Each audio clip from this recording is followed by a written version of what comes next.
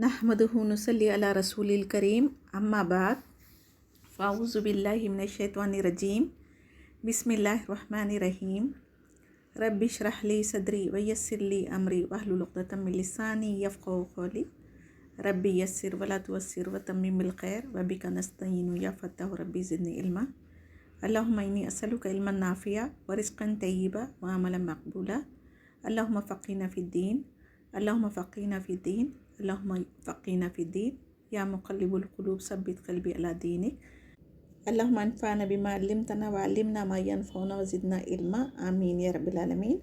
अस्सलामु अलैकुम व रहमतुल्लाहि व बरकातुहू। इंशाअल्लाह आज हम जुज़ 9 शुरू करेंगे सूरह आराफ। क़ालल मलउ लज़ीना इस्तकबरू मिन क़ौमी लनुख़रिजन्नका या शुऐब वल्लज़ीना आमनू मअका मिन क़रियतिना औ लतउदुन्ना फ़ी मिल्लतिना क़ाल अवलौ कुन्ना कारिहीन। शुऐब अलैहिस्सलाम की कौम के सरदारों ने कहा, ऐ शुऐब, हम आपको और आपके साथ ईमान लाने वालों को अपनी बस्ती से निकाल देंगे या फिर तुम अपने आबाई मज़हब पर वापस आ जाओ। ये धमकियाँ दिए जा रहे थे, यानी किस वजह से दी जा रही थी? गुरूर तकब्बुर की वजह से। और उनकी कौम ने ईमान और तौहीद की दावत को कबूल नहीं की, उल्टा शुऐब अलैहिस्सलाम को धमकियाँ दे रहे थे। तो पहले तो कोई नबी भी शिरक नहीं करते थे, फिर नबूवत और शरीयत के मिलने के बाद कुफर में वापस जाना नामुमकिन ही था। क़द इफ़्तरैना अलल्लाहि कज़िबन इन उदना फ़ी मिल्लतिकुम बादा इज़ नज्जानल्लाहु मिन्हा व मा यकूनु लना अन नऊदा फ़ीहा इल्ला अन यशाअल्लाहु रब्बुना वसिया रब्बुना कुल्ला शैइन इल्मा अलल्लाहि तवक्कलना रब्बना इफ़्तह बैनना व बैन क़ौमिना बिल हक़्क़ि व अंता खैरुल फ़ातिहीन। हज़रत शुऐब अलैहिस्सलाम फरमा रहे हैं, अगर हम दोबारा इस आबाई दीन की तरफ लौट आना मुमकिन नहीं है जिस अल्लाह ने हमें कुफर से निजात दी और ईमान और तौहीद से नवाजा और तबलीग दीन की तरफ लगा दिया, अब हम अल्लाह सुब्हानहू तआला पर झूठ नहीं बांध सकते। ये हरगिज़ नामुमकिन बात है। फिर अपना मामला अल्लाह ताला की मशीयत पर छोड़ दिया और अल्लाह सुब्हानहू तआला से दुआ करने लगे कि ऐ अल्लाह, हमारी कौम और हमारे दरमियान हक़ के मुताबिक फ़ैसला कर दे, तो सबसे अच्छा फ़ैसले करने वाला है। तो जब कभी हमारे दुनियावी मामलात में ऐसे मसले आए तो ये दुआ का आखिर पार्ट जो है ना, रब्बना इफ़्तह बैनना व बैन क़ौमिना बिल हक़्क़ि व अंता खैरुल फ़ातिहीन, ये दुआ के तौर पे हम भी इस्तेमाल कर सकते हैं, हम भी पढ़ सकते हैं। वक़ालल मलउ लज़ीना कफ़रू मिन क़ौमी लइन इत्तबअतुम शुऐबन इन्नकुम इज़्ज़न लख़ासिरून फ़अख़ज़तहुमुर रजफ़तु फ़अस्बहू फ़ी दारिहिम जासिमीन अल्लज़ीना कज़्ज़बू शुऐबन कल्लम यग़नू फ़ीहा अल्लज़ीना कज़्ज़बू शुऐबन कानू हुमुल ख़ासिरीन तवल्ला अन्हुम वक़ाल या क़ौमी लक़द अबलग़्तुकुम रिसालाति रब्बी व नसहतु लकुम फ़कैफ़ असा अला क़ौमिन काफ़िरीन। हज़रत शुऐब अलैहिस्सलाम की कौम के सरदारों की नज़र में अपने आबाई मज़हब को छोड़ना और नापतुल में कमी ना करना, ये उनके लिए नुकसान वाली बात थी, जबकि दुनिया का थोड़ा सा फ़ायदा आखिरत के फ़ायदे के सामने में कुछ भी नहीं है ना। मगर वो नफ़ा दुनिया का चाहते थे जो उनको फ़ौरी हासिल होना था, तो आखिरत की फ़िक्र उनको थी ही नहीं। गुरूर तकब्बुर की वजह से ये लोगों की हलाकत हो गई। रजफ़ा से क्या मतलब है? ज़लज़ला का जिक्र आया है और सूरह हूद में भी 94 में साहिहतुन का आया, चीख का जिक्र है, और सूरह हशर में 189 आयत देखें, ज़ुल्लतुन यानी बादल का साया के अल्फाज आए हैं। इमाम इब्न कसीर रहमतुल्लाह अलैह फरमाते हैं, अज़ाब में सारी ही चीज़ें का इस्तेमाल हुआ था, यानी साए वाले दिन उन पर अज़ाब आया, बादल ने उन पर साया किया जिसमें से शोले, चिंगारियाँ और आग थी। फिर आसमान से सख्त चीख आई और ज़मीन से भूचाल यानी ज़लज़ला आया जिससे उनकी रूहें परवाज़ कर गई। जिस वक्त वो घरों में औंधे सो रहे थे, अक्सर ज़लज़ला रातों में लोग नींद में होते ना, उसी वक्त आया करता है। तो इसीलिए हर रात सोते वक्त के अस्कार पढ़कर तौबा इस्तग़फ़ार करके सोना चाहिए, ताकि हमारी रूह अगर क़ब्ज़ भी हो जाए तो हमें तौबा का मौका दोबारा नहीं मिल सकता ना, तो हम सोने से पहले ही तौबा इस्तग़फ़ार करके सोना चाहिए। और शुऐब अलैहिस्सलाम की कौम ने उन्हें झुटलाया और गुरूर और तकब्बुर की वजह से उन्हें नबी नहीं माने, नबी मानने से भी इनकार किया और अल्लाह के कलाम पर भी ईमान नहीं लाए लोग। तो शुऐब अलैहिस्सलाम तो ख़तीबुल अंबिया यानी उनको वाज़ व नसीहत करने की बहुत अच्छी अल्लाह ताला ने सलाहियत दी थी, मगर नबूवत मिलने के बाद वही कौम उनके ख़िलाफ़ हो गई और उनको अपनी बस्ती से निकालने पर तुले हुए थे। तो अल्लाह सुब्हानहू तआला ने अपना अज़ाब उन पर नाजिल फरमाया और उनको ही ख़त्म कर दिया, जैसे कि वो कभी थे ही नहीं। तो इससे हमें क्या सबक मिलता है कि इंसान को अपने माल, औलाद, जायदाद, ओहदों पर कभी भी फ़ख्र नहीं करना चाहिए। अल्लाह सुब्हानहू तआला के आगे आजिज़ी इख्तियार करने वालों को अल्लाह ताला पसंद करता और जो भी नेमतें दी उसमें बरकत अता करता है। آیت 93 میں شعیب علیہ السلام کی حسرت اور افسوس سے جو الفاظ منہ سے نکلے تھے وہ بتائے گئے ہیں، کیونکہ ہر نبی اپنی امت کے لیے باپ کی حیثیت رکھتا ہے نا، تو ظاہر سی بات ہے وہ اپنی اولاد کے لیے فکر مند تھے۔ جب ان کی قوم پر عذاب آنے کے بعد شعیب علیہ السلام وہاں سے گزرے تو انہوں نے کہا میں تو اللہ سبحانہ تعالیٰ کا پیغام پہنچا دیا تھا، یعنی تبلیغ کا حق میں ادا کر چکا تھا، اس کے باوجود یہ قوم نہیں مانی تو میں کیوں ان پر افسوس کروں؟ یعنی حق قرآن آ جانے کے بعد بھی جو کوئی اس پر ایمان نہیں لایا اور کفر شرک باپ داداؤں کی اندھی تقلید میں لگے ہوئے ہیں، ان کے لیے بھی اس آیت میں تاکید ہے۔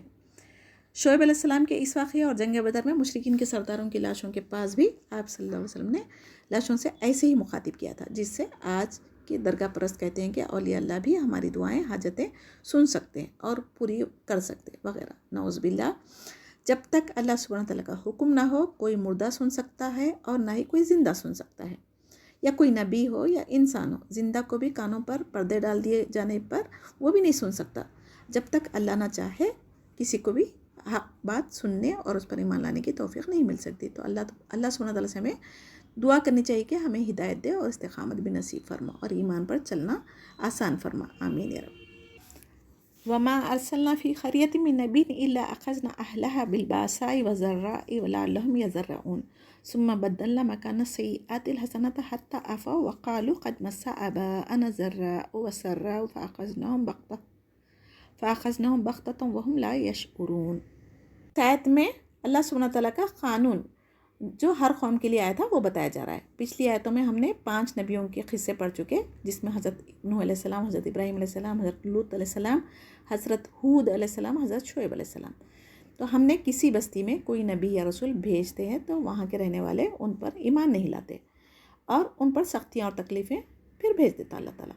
بندے اللہ تعالیٰ کے آگے گڑائیں اور توبہ استغفار کریں تو اللہ تعالیٰ کا طریقہ ہے کہ بندوں کو اپنے قریب کر لیتا ہے۔ جیسے ہم لوگ کو مالی مشکلات، اولاد کی پریشانی، رزق میں کمی ہوتے ہی، بیماری میں اللہ تعالیٰ سے ہم نوافل کے ذریعے دعائیں کرتے ہیں نا، یہ فطرت ہے انسان کی۔ جب خوشحالی ہوئی شادی وغیرہ میں تو ہم وقت ہی نہیں ملتا ہم کو، تو اللہ تعالیٰ کے فرائض ادا کرنے کے لیے بھی ہمارے پاس وقت نہیں رہتا۔ جب مصیبتیں آتی تب اللہ تعالیٰ کے آگے گر گڑاتے، روتے، کرتے، سب کرتے نا۔ تو یعنی جب آرامی میں جب انسان ہوتا تب اللہ تعالیٰ کو بھلا دینا ان کے لیے حسرت کے سوا کچھ نہیں ہوگا۔ آرامی ہو چاہے مصیبت ہو، ہمیں ہر حال میں اللہ تعالیٰ کا ذکر کرتے رہنا چاہیے۔ جب چھوٹی چھوٹی مصیبتیں انسان کو آتی تو اللہ سے رشتہ مضبوط کرنے کے بجائے لوگ کیا کرتے، اور اپنے گلے شکوے کرتے ہوئے دوستوں کے پاس، خاندان والوں کے پاس، دنیا والوں کے پاس آگے پیچھے جاتے۔ اگر یہ چھوٹی چھوٹی مصیبتیں جب آتی نا تو اللہ تعالیٰ چاہتا کہ وہ بندے کو اپنے قریب کرے، تو ہم اللہ سے رشتہ مضبوط کر سکتے، خود کو پاک کر کے توبہ استغفار کر کے اللہ سے رشتہ مضبوط کر سکتے۔ تو ہم کو اللہ تعالیٰ کیا سکھا رہے ہیں یہاں پر قرآن میں؟ دعائیں، توبہ استغفار، عاجزی و انکساری کے ساتھ اللہ سبحانہ تعالیٰ سے مدد مانگنی چاہیے۔ شکوے شکایت کرنے سے ہماری مصیبتیں ہٹا کر خوشحالی تو نہیں ملے گی نا۔ تو مومن کو سختی اور خوشحالی دونوں میں بھی آزمایا جاتا، درجات بلند کرنے کے لیے یہ اللہ تعالیٰ کا طریقہ ہے۔ مومن کی مثال کھیتی کی طرح ہے جو ہواؤں سے جھکتی ہے، اور منافقوں کی مثال کی کر کے درخت کی طرح ہے جو اکڑا ہوا رہتا ہے یہاں تک کہ جڑ سے اکھاڑ پھینک دیا جاتا ہے اس کو۔ 5 میں پھر اللہ سبحانہ تعالیٰ نے ان کی بدحالی کو خوشحالی میں بدل دیا اور ان کو خوب ترقی ہوئی، کہنے لگے ہمارے آباء و اجداد کو بھی راحت اور تنگی پیش آئی تھی، یعنی فقر و فاقہ، بیماری مبتلا کرنا، باوجود بھی اللہ تعالیٰ کے ساتھ اپنا رشتہ مضبوط کرنے کے وہ لوگ کیا کہتے تھے، یہ تو زمانے کی گردش ہے، اللہ تعالیٰ کی مصلحت کو نہیں سمجھے، پھر اللہ تعالیٰ کا عذاب ان پر آ گیا۔ یعنی مومنوں کا معاملہ اس کے برعکس ہوتا ہے، وہ آرام اور راحت میں اللہ تعالیٰ کا شکر ادا کرتا ہے اور تکلیفوں اور مصیبتوں میں صبر سے کام لیتا ہے۔ دونوں حالتوں میں مومن کے لیے خیر و اجر کا معاملہ ہوتا ہے۔ ہر حال میں ہمیں بھی شکر کرنا چاہیے، اللہ کی پکڑ سے بے خوف نہیں ہونا چاہیے۔ وَلَوْ أَنَّ أَهْلَ الْقُرَىٰ آمَنُوا وَاتَّقُوا لَفَتَحْنَا عَلَيْهِم بَرَكَاتٍ مِّنَ السَّمَاءِ وَالْأَرْضِ وَلَكِن كَذَّبُوا فَأَخَذْنَاهُم بِمَا كَانُوا يَكْسِبُونَ أَفَأَمِنَ أَهْلُ الْقُرَىٰ أَن يَأْتِيَهُم بَأْسُنَا بَيَاتًا وَهُمْ نَائِمُونَ أَوَأَمِنَ أَهْلُ الْقُرَىٰ أَن يَأْتِيَهُم بَأْسُنَا ضُحًى وَهُمْ يَلْعَبُونَ أَفَأَمِنُوا مَكْرَ اللَّهِ فَلَا يَأْمَنُ مَكْرَ اللَّهِ إِلَّا الْقَوْمُ الْخَاسِرُونَ۔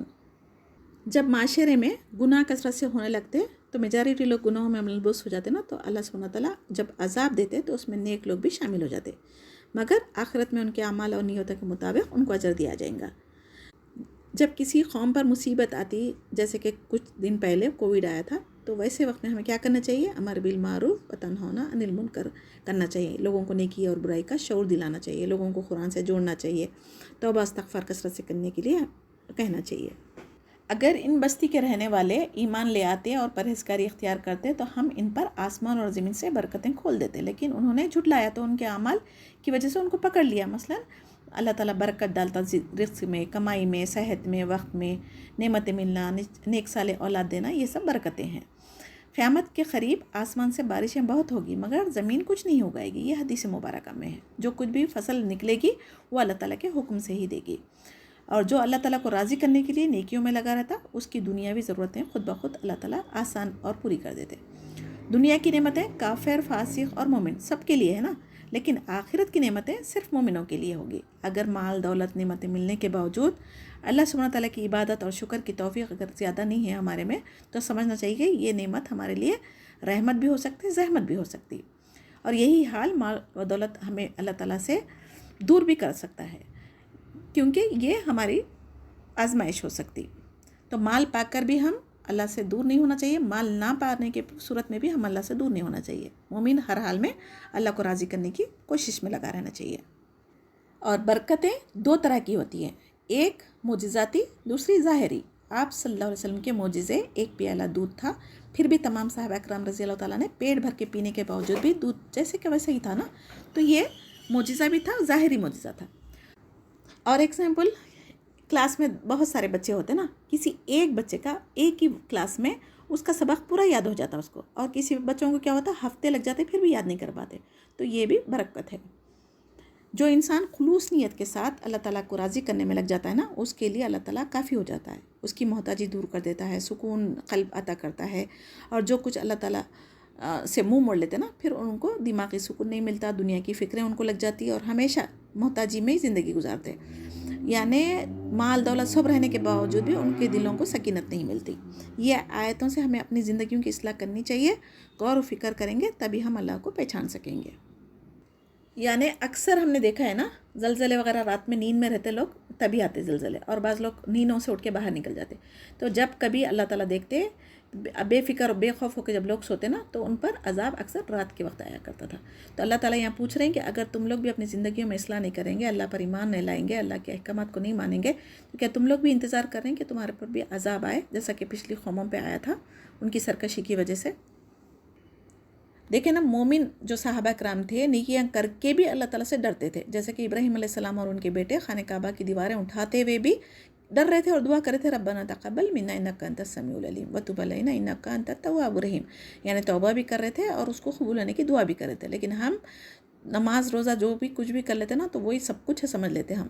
تو ہمارا ایمان ایسا ہے کہ اگر ہم نیکی بھی کریں گے تو اللہ سے ڈرتے رہنا چاہیے، قبول ہوئی یا نہیں ہوئی اس کی فکر رہنا چاہیے، یہ نہیں کرنا کہ ہم تو نماز پڑھتے، تہجد پڑھتے، صدقہ خیرات کرتے، روزے رکھتے تو ہم جنتی ہے، کبھی بھی نہیں سمجھ سکتے، جب تک اللہ سبحانہ تعالیٰ کی رحمت شامل نہ ہوئے ہم جنت میں جا نہیں سکتے۔ آیت 98 اور 99 میں اللہ سبحانہ تعالیٰ سب سے پہلے ایمان و تقویٰ کی اہمیت بتا رہے ہیں۔ جس بستی کے لوگ ایمان اور تقویٰ اختیار کرتے ہیں تو پھر اللہ سبحانہ تعالیٰ برکت نازل فرماتا ہے، زمین و آسمان کے دروازے کھول دیے جاتے ہیں، آسمان سے فائدہ دینے والی بارش جس کی وجہ سے زمین خوب پیداوار دیتی ہے اور جس کے نتیجے میں لوگ خوشحال زندگی گزار سکتے، اور اس کے برعکس کفر اور جھٹلانے والوں پر اللہ تعالیٰ کا عذاب کسی بھی وقت ان پر نازل ہو سکتا، ہستی کھیلتی بستیوں کو منٹوں میں کھنڈر بنا دیتا ہے۔ تو ہمیں اس میں کیا سبق مل رہا ہے کہ اللہ تعالیٰ کی تدبیروں سے بے خوف نہیں ہونا چاہیے، لاپرواہی ہمیشہ نقصان ہی لاتی ہے انسان کی زندگیوں میں۔ اولم یہدی للذین یرثون الارض من بعد اہلہا ان لو نشاء اصبناہم بذنوبہم ونطبع علی قلوبہم فہم لا یسمعون تلک القری نقص علیک من انبائہا ولقد جاءتہم رسولہم بالبینات فما کانوا لیؤمنوا بما کذبوا من قبل کذلک یطبع اللہ علی قلوب الکافرین ما وجدنا لأکثرہم من عہد وإن وجدنا اکثرہم لفاسقین۔ یعنی آیت 100 سے اللہ سبحانہ تعالیٰ بتا رہے ہیں کہ اللہ تعالیٰ کا جو سنت طریقہ ہے، پہلے نبیوں کو بھیجتے، شریعت دی جاتی، اس کو نہیں ماننے کی صورت میں عذاب نازل ہوتا، اور صرف عذاب ہی نہیں ہوتا بلکہ ان کے دلوں پر مہر بھی لگا دی جاتی، پھر بڑے بڑے عذاب بھی انہیں غفلت سے نہیں نکال سکتے، یعنی حق بات نہیں سن سکتے، جیسے کہ سمن بکمن امیون فہم لا یبصرون ہم نے پڑھ چکے نا پہلے کئی بار، تو وہ حال ہر انسان کا ہو جاتا، دیکھ سکتے اور نہ ہی بول سکتے، اور واعظ نصیحت ان پر اثر نہیں کر سکتی. ان کی آنکھیں بھی ہوتی، کان بھی ہوتی، سب ہوتا، لیکن حق بات نہیں سن سکتے. تو اور آگے 101 میں کیا بتا رہے ہیں؟ اللہ تعالیٰ معجزات بھی نبیوں کے ذریعے دیے، روشن دلیلیں بھی دیے، رسولوں کو بھی بھیجے، اس کے باوجود بھی وہ قوم جب نہیں مانی تب ہی اللہ تعالیٰ کا عذاب آتا ہے. اور اس لیے آتا کہ پہلے تو رسول کو بھیجنا، کتابوں کو بھیجنا کس وجہ سے؟ قیامت کے دن کسی کے پاس ہیلا بہانہ نہ رہے، تو حجت باقی نہ رہے. اسی وجہ سے اللہ تعالیٰ کا طریقہ ہے کہ ہر امت میں شریعت بھی دی گئی، نبیوں کو بھی بھیجا گیا، رسولوں کو بھی بھیجا گیا. اب اس کے باوجود آبا اجداد کی اندھی تقلید کرے اور ایمان نہ لائے نبیوں پر، اللہ تعالیٰ کی نشانیاں دیکھنے کے بعد میں، تو پھر ان کو اللہ تعالیٰ نے عمل کی توفیق چھین لیتے اور ان پر عذاب نازل کرتے. کبھی بھی ہم خود کو بڑا سمجھ کر دوسروں کی بات، حق بات رہی تو نہیں ماننا، اپنانا کا مسئلہ بنا لینا، یہ تکبر کی نشانی ہے. نیکیوں کے موقع زندگی کی سانسیں بہت کم ہیں، لہٰذا موقع کو ہاتھ سے نہیں جانا چاہیے. اب انشاءاللہ ہم بہت جلد رمضان میں داخل ہونے والے ہیں. دعا کریں کہ اللہ تعالیٰ اس ماہ رمضان کی نعمتوں کو ہمیں زیادہ سے زیادہ حاصل کرنے والے بنائے. آمین یا رب العالمین. اور گناہوں سے بچائے اور نیک عمل کرنے کی توفیق عطا فرمائے. اور 102 میں اکثریت کے ایمان نہ لانے والوں کے بارے میں کہا جا رہا ہے. اس سے مراد کیا ہے؟ عہد الست جو عالم ارواح میں لیا گیا تھا. بعض نے عذاب ٹالنے کے لیے پیغمبروں سے جو عہد کرتے تھے وہ مراد ہو سکتا، اللہ علم. اور ایک تیسرا کیا ہے؟ ایک دوسرے سے جو وعدہ کرتے تھے، عہد کرتے تھے، اس کی خلافی کرنے پر ان لوگوں کو بھی فسق کہا گیا ہے. یعنی وعدہ خلافی چاہے کسی بھی قسم کی ہو وہ فسق ہے. یعنی فسق کا مطلب نافرمانی. ثم بعثنا من بعدهم موسى بآياتنا إلى فرعون وملئه فظلموا بها فانظر كيف كان عاقبة المفسدين وقال موسى يا فرعون إني رسول من رب العالمين. پھر اس آیت میں حضرت موسیٰ علیہ السلام کا ذکر کیا جا رہا ہے، جو جلیل القدر پیغمبر تھے، جس کو مصر کی طرف فرعون کی قوم کے پاس معجزات دے کر بھیجا گیا تھا. فرعون قبطی قوم سے تھا اور بنی اسرائیل کو غلام بنا کر رکھا تھا. بنی اسرائیل کون تھے؟ یعقوب علیہ السلام کے 12 بیٹوں کے جو نسل چلتے آ رہی تھی نا، وہ تھے. اور یوسف علیہ السلام کے وقت جو بادشاہ تھا اس کو قبطیوں نے مصر سے نکال دیا تھا، کیونکہ وہ وہاں کے مقامی افراد تھے. قبطی کے بادشاہوں کا ٹائٹل ہے فرعون. اور فرعون کے پاس نجومیوں نے کہا تھا کہ کوئی ایک بنی اسرائیل سے بیٹا لڑکا ہوگا جس سے تمہاری حکومت کو نقصان پہنچنے والا ہے. تو کیا کیا تھا فرعون نے؟ بنی اسرائیل سے جو خطرہ ہے نا اس کو ختم کرنے کے لیے تمام لڑکوں کو قتل کروا دیتا تھا اور عورتوں کو غلام بنانے کے لیے زندہ چھوڑ دیتا تھا، پھر باندی بنانے کے لیے دیکھیے. پھر اسی وقت میں موسیٰ علیہ السلام اسی دور میں پیدا ہوئے، لیکن اللہ سبحانہ وتعالیٰ نے موسیٰ علیہ السلام کو فرعون کے دربار میں پالا بڑا کیا، سب کیا، لیکن حفاظت کے ساتھ. موسیٰ علیہ السلام کے ہاتھوں غلطی سے ایک قبطی آدمی کا قتل ہو گیا تھا، تو وہ مصر چھوڑ کے چلے گئے تھے، مدائن چلے گئے تھے. تو وہاں جانے کے بعد انہوں نے شعیب علیہ السلام کی بکریاں چرائی، پھر ان کا بیٹی سے نکاح ہوا. اس کے بعد جب بیٹی کو لے کے واپس آ رہے تھے مدت پوری کر کے، تو اللہ سبحانہ تعالیٰ نے ان کو نبوت عطا کری. اور نبوت عطا کرنے کے بعد ساتھ میں 2 معجزے بھی دیے تھے اور کہا تھا کہ فرعون کے پاس جا کے اللہ تعالیٰ کی توحید کا پیغام دے. تو موسیٰ علیہ السلام نے کیا کیا فرعون کے پاس آ کے؟ ایک تو اللہ تعالیٰ کی توحید کا پیغام دیا، دوسرا بنی اسرائیل کو آزاد کرنے کی گزارش کی، مگر فرعون نے نہیں مانا. وقال موسیٰ یا فرعون انی رسول من رب العالمین. اور موسیٰ علیہ السلام نے فرمایا کہ اے فرعون، میں رب العالمین کی طرف سے پیغمبر ہوں. حقیق علی اللہ اقول علی اللہ الا الحق قد جئتکم ببینات من ربکم فارسل معی بنی اسرائیل. قال ان کنت جئت بآیات فأتی بها ان کنت من الصادقین. فالقى عصاه فإذا هي ثعبان مبین ونزع یدہ فإذا هي بیضاء للناظرین. قال الملأ من قوم فرعون ان هذا لساحر علیم یرید ان یخرجکم من ارضکم فماذا تأمرون. قالوا ارجه واخاه وارسل في المدائن حاشرین یأتوک بکل ساحر علیم. وجاء السحرة فرعون قالوا ان لنا لأجرا ان كنا نحن الغالبین. قال نعم وانکم لمن المقربین. فرعون نے کہا آپ کے پاس کوئی معجزہ ہے، آپ اللہ کے نبی ہے بول کر تو پیش کرو. تو موسیٰ علیہ السلام نے اپنا عصا ڈال دیا، جو ڈالتے ہی ایک اژدھا بن گیا تھا، اور پھر اپنا ہاتھ باہر نکالا، ایک وہ سب دیکھنے والوں کے لیے چمکتا ہوا ہو گیا تھا. تو قوم فرعون کے جو سردار لوگ تھے نا، انہوں نے کہا واقعی یہ شخص ماہر جادوگر ہے، یہ چاہتا ہے کہ تم کو تمہاری سرزمین سے باہر کر دے. تم لوگ کیا مشورہ دیتے ہو؟ تو انہوں نے کہا کہ آپ کو اور ان کے بھائی کو مہلت دیجیے اور شہروں میں ہر کاروں کو بھیج دیے کہ وہ سب جا کر ماہر جادوگروں کو تلاش کر کے اپنے پاس حاضر کریں. اور جادوگر فرعون کے پاس حاضر ہوئے، کہنے لگے کہ اگر ہم غالب آ گئے تو ہمیں کیا صلہ ملے گا؟ تو فرعون نے کہا کہ میں تمہیں مقرب لوگوں میں شامل کر لوں گا۔ قالوا یا موسیٰ اما ان تلقی و اما ان نکون نحن الملقین۔ ان جادوگروں نے عرض کیا، اے موسیٰ آپ ڈالیے یا ہم بھی ڈالیں؟ قال القوا فلما القوا سحروا اعین الناس واسترهبوهم وجاءوا بسحر عظیم۔ موسیٰ علیہ السلام نے کیا فرمایا؟ تم ہی ڈالو۔ بس جب انہوں نے ڈالا تو لوگوں کی نظر بندی کر دی اور ان پر ہیبت غالب کر دی اور ایک طرح کا بڑا جادو دکھلایا۔ وَأَوْحَيْنَا إِلَى مُوسَىٰ أَنْ أَلْقِ عَصَاكَ فَإِذَا هِيَ تَلْقَفُ مَا يَأْفِكُونَ فَوَقَعَ الْحَقُّ وَبَطَلَ مَا كَانُوا يَعْمَلُونَ فَغُلِبُوا هُنَالِكَ وَانقَلَبُوا صَاغِرِينَ وَأُلْقِيَ السَّحَرَةُ سَاجِدِينَ قَالُوا آمَنَّا بِرَبِّ الْعَالَمِينَ۔ پھر اللہ سبحانہ تعالیٰ نے موسیٰ علیہ السلام کو حکم دیا کہ اپنا عصا ڈال دیجیے، تو انہوں نے عصا ڈالتے ہی سارے بنے بنائے کھیل کو نگلنا شروع کر دیا، ایک بڑا اژدھا بن کے نگلنا شروع کر دیا۔ تو اس سے کیا ہو گیا؟ حق بات ظاہر ہو گئی۔ جادوگروں کو پتہ چل گیا کہ حق اور باطل کیا ہے، کیونکہ جادوگر کو تو پتہ ہوتا ہے کہ جادو سے کیا کیا چیزیں ہو سکتی۔ جب دیکھا موسیٰ علیہ السلام کی طرف سے معجزہ تو وہ لوگوں نے کیا کیا؟ ہار گئے اور وہ ذلیل ہو گئے نا، اپنے آپ کو کیا کرے سجدے میں گر گئے اور کہنے لگے ہم ایمان لے کر آئے جو رب ہے موسیٰ علیہ السلام اور ہارون علیہ السلام کا۔ ربی موسیٰ و ہارون قال فرعون آمنتم بی قبل ان اذن لکم ان ھذا لمکر مکرتموہ فی المدینۃ لتخرجوا منها اہلها فسوف تعلمون لاؤقطعن ایدیکم وارجلکم من خلاف ثم لأصلبنکم اجمعین۔ فرعون کہنے لگا تم موسیٰ علیہ السلام کے رب پر کیسے ایمان لا سکتے بغیر میری اجازت کے؟ بے شک یہ تم سب کی سازش تھی۔ جادوگروں کو ایمان لانے پر فرعون نے کیا کہا؟ میں تمہارا ایک ہاتھ یعنی اپوزٹ سائڈ سے دوسرا پاؤں کاٹوں گا اور تم سب کو سولی پر لٹکا دوں گا۔ تو انہوں نے کیا جواب دیا؟ ہمیں مر کر اللہ تعالیٰ کے پاس ہی جانا ہے، ہمارے مالک کے پاس ہی جانا ہے، اور تو نے ہم میں کون سا عیب دیکھا ہے بجز اس کے کہ ہم اپنے رب کے احکام پر ایمان لے آئے۔ قالوا انا الی ربنا منقلبون وما تنقم منا الا ان آمنا بآیات ربنا لما جاءتنا ربنا افرغ علینا صبرا وتوفنا مسلمین۔ پھر ان جادوگروں کی تو زندگی ایک لمحے میں بدل گئی نا، تو انہوں نے کیا دعا کیا؟ ربنا افرغ علینا صبرا وتوفنا مسلمین، اے ہمارے رب ہم پر صبر کا فیضان عطا فرما اور ہماری جان حالت اسلام پر نکال۔ وقال الملأ من قوم فرعون اتذر موسى وقومه ليفسدوا في الارض ويذرك وآلهتك قال سنقتل ابناءهم ونستحيي نساءهم وانا فوقهم قاهرون قال موسى لقومه استعينوا بالله واصبروا ان الارض لله يورثها من يشاء من عباده والعاقبۃ للمتقین۔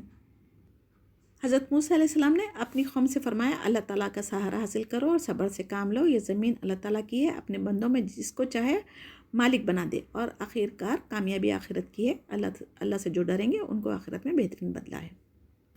قالوا اوذینا من قبل ان تأتینا ومن بعد ما جئتنا قال عسى ربكم ان يهلك عدوكم ويستخلفكم في الارض فينظر كيف تعملون وَلَقَدْ أَخَذْنَا آلَ فِرْعَوْنَ بِالسِّنِينَ وَنَقْصٍ مِّنَ الثَّمَرَاتِ لَعَلَّهُمْ يَذَّكَّرُونَ۔ تو موسیٰ علیہ السلام کی قوم نے کیا کہا؟ ہم پہلے بھی آپ کے آنے سے پہلے بھی مصیبت میں تھے اور آپ کے آنے کے بعد میں بھی ہم مصیبت میں ہیں۔ تو موسیٰ علیہ السلام نے فرمایا کہ بہت جلد اللہ تعالیٰ تمہارے دشمن کو ہلاک کر دے گا اور بجائے ان کے تم کو اس سرزمین کا خلیفہ بنا دے گا، اور خلیفہ بنانے کے بعد پھر تمہاری بھی آزمائش کی جائے گی۔ پھر ہم نے فرعون والوں کو مبتلا کیا قحط سالی میں اور پھلوں کی کمی میں تاکہ وہ نصیحت قبول کریں۔ فَإِذَا جَاءَتْهُمُ الْحَسَنَةُ قَالُوا لَنَا هَٰذِهِ وَإِن تُصِبْهُمْ سَيِّئَةٌ يَطَّيَّرُوا بِمُوسَىٰ وَمَن مَّعَهُ أَلَا إِنَّمَا طَائِرُهُمْ عِندَ اللَّهِ وَلَٰكِنَّ أَكْثَرَهُمْ لَا يَعْلَمُونَ۔ جب ان پر خوشحالی آ جاتی تو کہتے تھے کہ یہ ہمارے لیے ہونا ہی تھا، جیسے کہ انہوں حقدار ہے، یہ لوگ اپنے آپ کو حقدار سمجھتے تھے، اور جب کبھی مصیبت آ جاتی تو کہتے تھے کہ حضرت موسیٰ علیہ السلام کی نحوست ہے۔ وَقَالُوا مَهْمَا تَأْتِينَا بِهِ مِنْ آيَةٍ لَتَسْحَرَنَا بِهَا فَمَا نَحْنُ لَكَ بِمُؤْمِنِينَ فَأَرْسَلْنَا عَلَيْهِمُ الطُّوفَانَ وَالْجَرَادَ وَالْقُمَّلَ وَالضَّفَادِعَ وَدَمَ آيَاتٍ مُفَصَّلَاتٍ فَاسْتَكْبَرُوا وَكَانُوا قَوْمًا مُجْرِمِينَ۔ جب انہوں نے موسیٰ علیہ السلام کی بات نہیں مانی تو پھر اللہ سبحانہ تعالیٰ کی طرف سے ان پر طوفان بھیجا، ٹڈیاں اور گھن کا کیڑا، مینڈک اور خون، یہ سب کھلے معجزے ان کو دیے گئے تھے۔ وہ جو تکبر کرتے تھے نا، وہ لوگ کے گناہوں کی وجہ سے اللہ تعالیٰ نے یہ عذاب ان پر نازل فرمایا تھا۔ ولما وقع عليهم الرجس قالوا يا موسى ادع لنا ربك بما عهد عندك لئن كشفت عنا الرجس لنؤمنن لك ولنرسلن معك بني إسرائيل فلما كشفنا عنهم الرجس إلى أجل هم بالغوه إذا هم ينكثون فانتقمنا منهم فأغرقناهم في اليم بأنهم كذبوا بآياتنا وكانوا عنها غافلين۔ جب کبھی ان پہ عذاب آتا تو موسیٰ علیہ السلام سے کہتے تھے کہ تم اپنے رب سے دعا کرو، جیسے ہی دعا کرنے سے عذاب چلے جاتا پھر ان کی سرکشی پہ اتر آتے تھے۔ تو اللہ سبحانہ تعالیٰ بھی ان کو کیا کیا، دریا میں غرق کر دیا، کیونکہ ان لوگوں نے اللہ سبحانہ تعالیٰ کی آیتوں کو جھٹلائے تھے نا، اور غفلت کی زندگی گزار رہے تھے۔ وَأَوْرَثْنَا الْقَوْمَ الَّذِينَ كَانُوا يُسْتَضْعَفُونَ مَشَارِقَ الْأَرْضِ وَمَغَارِبَهَا الَّتِي بَارَكْنَا فِيهَا وَتَمَّتْ كَلِمَاتُ رَبِّكَ الْحُسْنَى عَلَى بَنِي إِسْرَائِيلَ بِمَا صَبَرُوا وَدَمَّرْنَا مَا كَانَ يَصْنَعُ فِرْعَوْنُ وَقَوْمُهُ وَمَا كَانُوا يَعْرِشُونَ۔ یعنی فرعون اور اس کی قوم بنی اسرائیل کو کمزور سمجھتے تھے نا، تو اللہ سبحانہ تعالیٰ اب ان کو کیا کیا، زمین یعنی مشرق مغرب کے مالک ان کو بنا دیا اور اس میں برکت رکھ دی، اور اللہ تعالیٰ پر یقین رکھنے، صبر کرنے کی وجہ سے اللہ سبحانہ تعالیٰ نے ان کو یہ نعمتیں عطا فرما دی۔ وجاوزنا ببنی اسرائیل البحر فاتوا علی قوم یعکفون علی اصنام لهم قالوا یا موسى اجعل لنا الہا کما لهم آلہہ قال انکم قوم تجہلون ان ہؤلاء متبر ما هم فیہ وباطل ما كانوا یعملون قال غیر اللہ ابغیکم الہا وہو فضلکم علی العالمین۔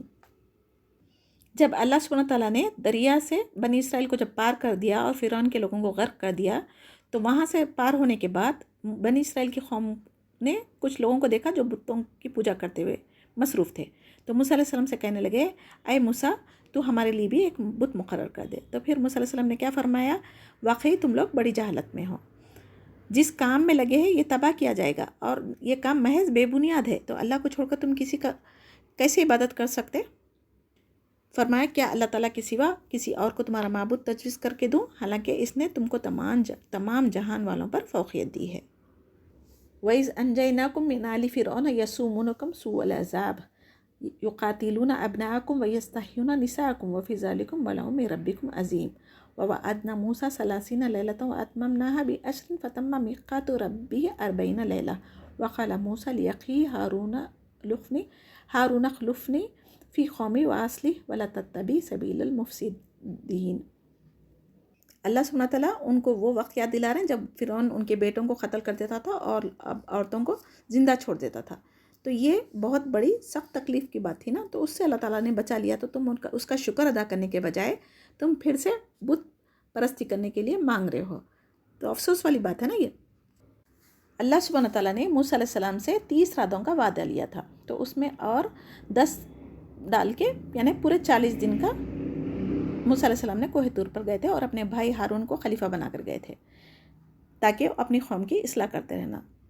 وَلَمَّا جَاءَ مُوسَىٰ لِمِيقَاتِنَا وَكَلَّمَهُ رَبُّهُ قَالَ رَبِّ أَرِنِي أَنظُرْ إِلَيْكَ قَالَ لَن تَرَانِي وَلَكِنِ انظُرْ إِلَى الْجَبَلِ فَإِنِ اسْتَقَرَّ مَكَانَهُ فَسَوْفَ تَرَانِي فَلَمَّا تَجَلَّىٰ رَبُّهُ لِلْجَبَلِ جَعَلَهُ دَكًّا وَخَرَّ مُوسَىٰ صَعِقًا فَلَمَّا أَفَاقَ قَالَ سُبْحَانَكَ تُبْتُ إِلَيْكَ وَأَنَا أَوَّلُ الْمُؤْمِنِينَ۔ جب حضرت موسیٰ علیہ السلام کوہ طور پر گئے تو اللہ سبحانہ تعالیٰ سے جب باتیں ہوئی تو انہوں نے کہا کہ اللہ مجھے اپنا دیدار دکھا، تو اللہ تعالیٰ بولے کہ تم نہیں دیکھ سکیں گے۔ تو جب موسیٰ علیہ السلام بار بار اصرار کرنے کی وجہ سے اللہ تعالیٰ نے کیا فرمایا، تم ایک پہاڑ کی طرف دیکھو، اگر تم اس پہاڑ کو دیکھتے رہو اور اس جگہ پر تم قائم رہ سکو تو پھر مجھے دیکھ سکو گے۔ تو جیسے ہی اللہ سبحانہ تعالیٰ کی صرف تجلی اس پہاڑ پہ آئی تو وہ پہاڑ جل کے راکھ ہو گیا۔ تو پھر موسیٰ علیہ السلام بھی وہ آواز سے بے ہوش ہو گئے تھے، جب ان کو ہوش آیا تو کہنے لگے بے شک تو پاک ہے، میں توبہ کرتا ہوں اور میں پہلا ایمان لانے والوں میں سے ہوں۔ كتبنا له في الألواح من كل شيء موعظة وتفصيلا لكل شيء فخذها بقوة وأمر قومك يأخذوا بأحسنها سأوريكم دار الفاسقين۔ اور اللہ سبحانہ تعالیٰ ارشاد فرمائے اے موسیٰ میں تم کو اپنے ساتھ کلام کر کے تمام نبیوں پر تم کو امتیاز دیا، تو جو کچھ میں عطا کیا اس پر شکر ادا کرو۔ تو پھر اللہ سبحانہ تعالیٰ نے ان کو تورات کی چند تختیاں دی جس میں تفصیل سے ان کے لیے احکامات لکھ دیے تھے۔ یعنی تورات کی تختیوں کو مضبوطی سے پکڑنے کا مطلب خالی پکڑنا نہیں تھا، بلکہ اس میں جو احکامات دیے گئے تھے اس پر عمل کرنا۔ سأصرف عن آیات الذین یتکبرون فی الارض بغیر الحق وإن یروا کل آیات لا یؤمنوا بها وإن یروا سبیل الرشد لا یتخذوه سبیلا وإن یروا سبیل الغی یتخذوه سبیلا ذلک بأنہم کذبوا بآیاتنا وکانوا عنها غافلین۔ یعنی یہ ایک عام وجہ بتائی جا رہی ہے یہاں پر۔ عادت نفسیات یہی ہے نا انسان کی، ہدایت کی کوئی بات ان کے سامنے آتی تو نہیں مانتے، البتہ گمراہی کی کوئی چیز دیکھتے تو وہ فوراً اپنا لیتے۔ تو آج ہماری امت میں بھی یہی چیزیں عام ہو رہی ہے۔ آج مسلمان معاشروں میں نیکیاں منہ چھپائے پھر رہی ہے اور بدی کو ہر کوئی اختیار کرتے جا رہا ہے۔ ان لوگوں نے اللہ تعالیٰ کی آیتوں کو جھٹلایا اور غفلت میں زندگی گزاری۔ اس کا کیا مطلب ہے؟ نیکی کے مقابلے میں بدی کو لوگ حق سمجھ کر اپنائے جا رہے ہیں، اختیار کرتے جا رہے ہیں، اور اللہ تعالیٰ کے جو احکامات ہیں اس کو عمل نہیں کرنا اس کی جھٹلانے کے برابر ہے، اور غفلت سے زندگی گزار رہے ہیں۔ والذین کذبوا بآیاتنا ولقاء الآخرۃ حبطت اعمالهم هل یجزون الا ما كانوا یعملون واتخذ قوم موسیٰ من بعده من حلیهم عجلا جسدا له خوار الم یروا انه لا یکلمهم ولا یهدیهم سبیلا اتخذوه وکانوا ظالمین ولما سقط فی ایدیہم ورأوا انهم قد ضلوا قالوا لئن لم یرحمنا ربنا ویغفر لنا لنکونن من الخاسرین۔ یعنی یہ لوگ تو اللہ تعالیٰ کی آیتوں کو بھی جھٹلائے، قیامت کا بھی انکار کرے، تو ان کے جو بھی نیک عمل تھے وہ سب اللہ تعالیٰ غارت کر دیے۔ اور موسیٰ علیہ السلام کی قوم نے جب وہ کوہ طور پہ گئے تھے تو ان کے جو زیورات تھے اس کا ایک بچڑا بنا دیا تھا، پھر اس میں ایک قسم کی آواز آنے لگی تھی، تو سامری نام کا ایک آدمی تھا، اس نے یہ حرکت کی تھی، تو سب لوگوں نے کیا کیا تھا، موسیٰ علیہ السلام آنے سے پہلے اس کی پوجا کرنا شروع کر دی تھی۔ تو یہ سب سے بڑا جرم تھا ان لوگوں کا۔ اور جب یہ نادم ہوئے، گمراہی میں پڑ گئے، کہنے لگے کہ ہمارا رب ہم پر رحم نہ کرے اور ہمارا گناہ معاف نہ کرے تو ہم بالکل نقصان اٹھانے والوں میں ہو جائیں گے۔ وَلَمَّا رَجَعَ مُوسَىٰ إِلَىٰ قَوْمِهِ غَضْبَانَ آسِفًا قَالَ بِئْسَ مَا خَلَفْتُمُونِي مِن بَعْدِي أَعْجِلْتُمْ أَمْرَ رَبِّكُمْ وَأَلْقَى الْأَلْوَاحَ وَأَخَذَ بِرَأْسِ أَخِيهِ يَجُرُّهُ إِلَيْهِ قَالَ ابْنَ أُمَّ إِنَّ الْقَوْمَ اسْتَضْعَفُونِي وَكَادُوا يَقْتُلُونَنِي فَلَا تُشْمِتْ بِالْأَعْدَاءِ وَلَا تَجْعَلْنِي مَعَ الْقَوْمِ الظَّالِمِينَ۔